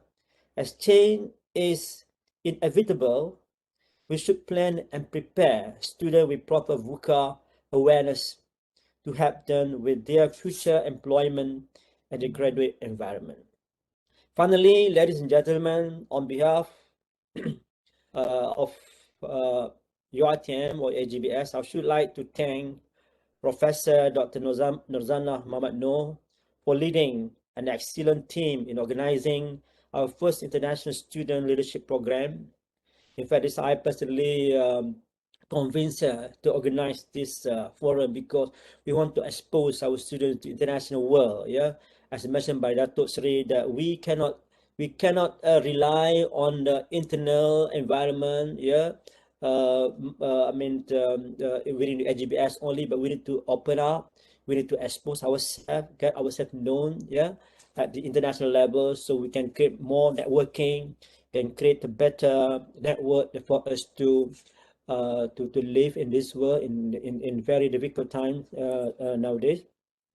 And it has been the vision of AAGBS to be known globally, for example, for your information, and I think this is a good step towards that goal.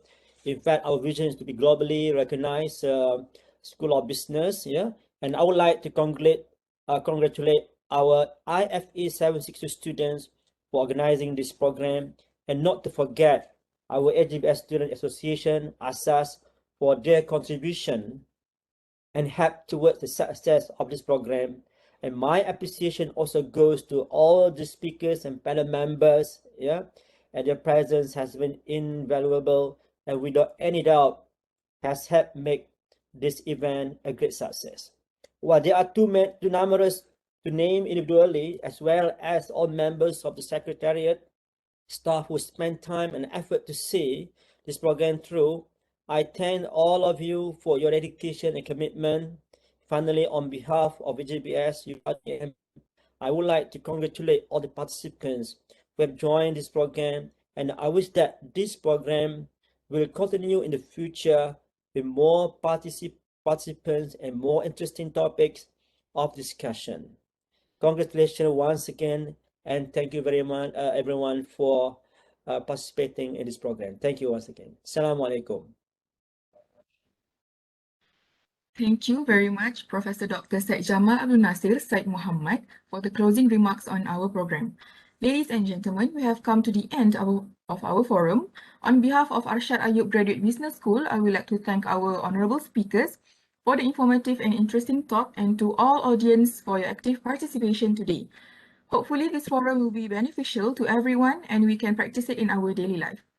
Lastly, I would like to remind all participants to fill the feedback form attached in the chat box for you to receive an e-certificate of this program. You will receive the e-certificate within 24 hours from today.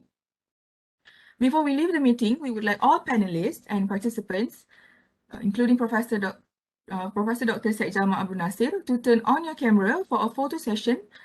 And lastly, thank you so much for your participation, and Assalamualaikum warahmatullahi wabarakatuh. Stay safe and take care.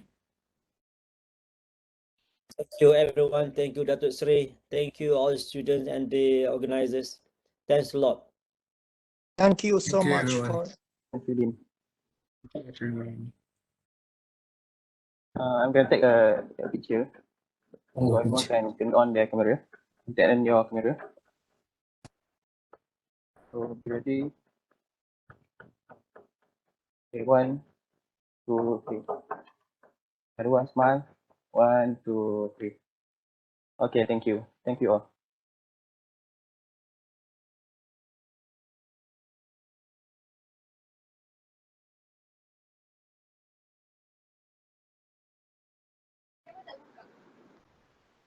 Thank you again, Datuk Sri, as well as Prof. Dean and the committee, the panelists, and the ASAS group. Super amazing. You can check my message in our chat box. Yeah, Alhamdulillah. Hold on to Allah subhanahu wa ta'ala. Be patient. Yep. Inshallah. So we, for the last time, let's show our thumbs up, everyone, if we may. Yeah, someone can take photo. I'm gonna take a photo. Yeah. Okay, that one. 1, 2, 3. Yeah. Sorry. 1, 2, 3. Okay, that one. 1, 2, 3. Okay, thank you. All right. Assalamualaikum warahmatullahi wabarakatuh. And thank you so much. Barakallahu fiik. Ma'assalamah wa ila liqa. Inshallah. For your kind info, this is our of the sessions, but our respected Datuk Sri is also from UIE, IU. Yeah, Datuk. So you have your juniors here. Kuliah of Law. Yeah, Kuliah of Law. Okay, we shall leave now. Thank you very much. Yeah. Prof. Yeah, you too, Datuk Sri. We will keep in contact and in touch, and I will share with you all the outcomes as well as the pictures taken, and same goes with our Prof. Dean. Yeah, thank you. Salam. Walaikum. Assalamualaikum. Datuk, thank you, Dean. For the community, we remain here. And to the panels as well.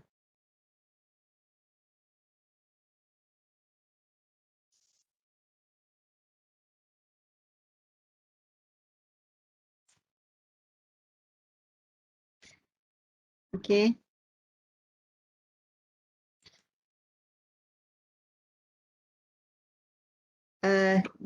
I think just a quick one. To all the panelists, please do keep in contact, keep in touch, and I would like to welcome new Silaturahim to everyone. Yeah, and should there is a visit, there will be an opportunity for us to go and visit Husna in Belgium. Who knows? You know, it might not be this batch, but the coming batch, and do keep in touch. Because I remember I had this program with a group of our students. We visited University of Gajah Mada in Indonesia, and we can do that again. Who knows? We can also visit our friend at Airlangga, Indonesia, and the most important is let's really together take care of this new friendship as well as ukhuwah for the better ummah, inshallah. Because this is what our Quran and Sunnah teach us. And in the end of the day, the best secrets of the success is to hold tight and hold on to Allah subhanahu wa ta'ala. He is the most merciful and the most greatest, inshallah. Trust him alone. And having said so, I would like to again to congratulate to the IFE762 class. You deserve for full marks for this class project. Wonderful job. And we thank you to the panelists for your kind participations. And please wait for the certificates and some I think we prepared the souvenirs as well as certificates from us all, just to say thank you and to keep in touch. Yeah. But I'm not sure about the arrangement. May will proceed with that. Am I right, May? Yes, bro. And okay, for the yeah, is there anything else? For the souvenirs, our PIC, our license officer, will contact the panelists to ask for like address and so on. So I ask the panelists do not leave the group yet until you receive your souvenirs. Okay. Okay. So can I leave now, team? Or should I remain as well?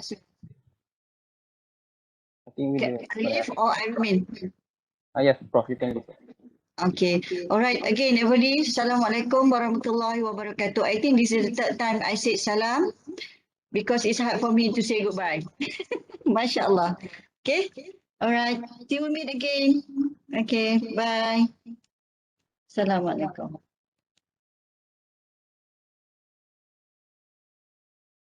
Okay. Thank you, everyone. Just has a few words to say to you all. First of all, congratulations to you all, because I think we did an amazing job in doing this international forum.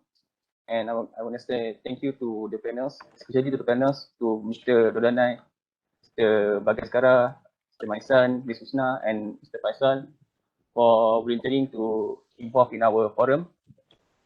And then same as I said before, we're gonna give the souvenirs. I think for Ms. Husna, we're gonna send to your home in Shalam in Malaysia. And for Mr. Maisan, you live in IIM. No, Gombak. Okay. So the delivery is not very difficult. So for Mr. Bagaskara and Mr. Doldanai, I think your souvenirs will get in about 2 weeks, because the delivery is quite difficult and quite pricey. But don't worry, just wait for your souvenirs. I think that's all from me. Anything else from the class that you want to say? Maybe from Izian, Al-Azhar. I want to thank to the panelists from our vice director, Balkis. Anything to say? Or maybe for Balkis first. I just wanted to thank you, everyone, especially the panel and the team for the great work and the great answer also. Till we meet again. Thank you. Bye. Yes, thank you. Okay, thank you. Thank you, Slogan. Yeah, I would like to say thank you for everyone. I learned a lot today from amazing panelists and all of the committee. I'm really sorry for my, my bad English maybe, but today I learned a lot from all of you guys. Thank you so much today. Okay, thank you, Mr. Bagas. Actually, we are all learning. So my English is not that good also. So gonna learn through the process. Yeah. I still need to learn. Yeah. But thank you. And maybe for Mr. Qadri, anything you want to say? I would like to say thank you very much. It's just such a wonderful experience with you all. You all are amazing. I would like to say one more thing, that the souvenir is not important, but the bond that we create is the most important thing in this event. So I don't mind. It's neither I got the souvenir or not, but I have a new friends, all amazing friends from Maldives, from Indonesia, from Malaysia. Yeah, thank you all very much. And sorry for the bad internet. Maybe from Mr. Maisan. I would like to thank you for giving me the opportunity to be in the panelists and inviting me. I would like to say that it was a great opportunity to meet everyone and to have a great bond, as our brother said, because we are all new and learning here. So it's a great opportunity to know new friends and from different areas. So hopefully we can have other bonds in future and improve our relations. Thank you. Thank you, Mr. Maisan. Ms. Husna, anything that you want to say? Yeah, congrats to all of the committee. I know I've been there too, like even now in Student Association, making event, organizing an event is not it's not easy, and you did a great job. And I also want to thank for inviting, and I don't mind of participating because yeah, we all students and we learn from each other and try to improve for the future. And keep in touch, inshallah. Okay, thank you very much. And last from Mr. Faisal, our president. Is he still here or he left the Webex? I think that he left the Webex. Faisal have left the Webex. So nothing more from me. I just hope that this relationship maintained so that maybe we can make the future program, we can improve our networking and so on. That's all from me. Thank you all.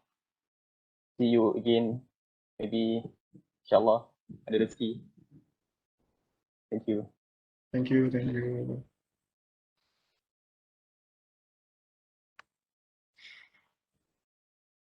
Dah boleh leave ke?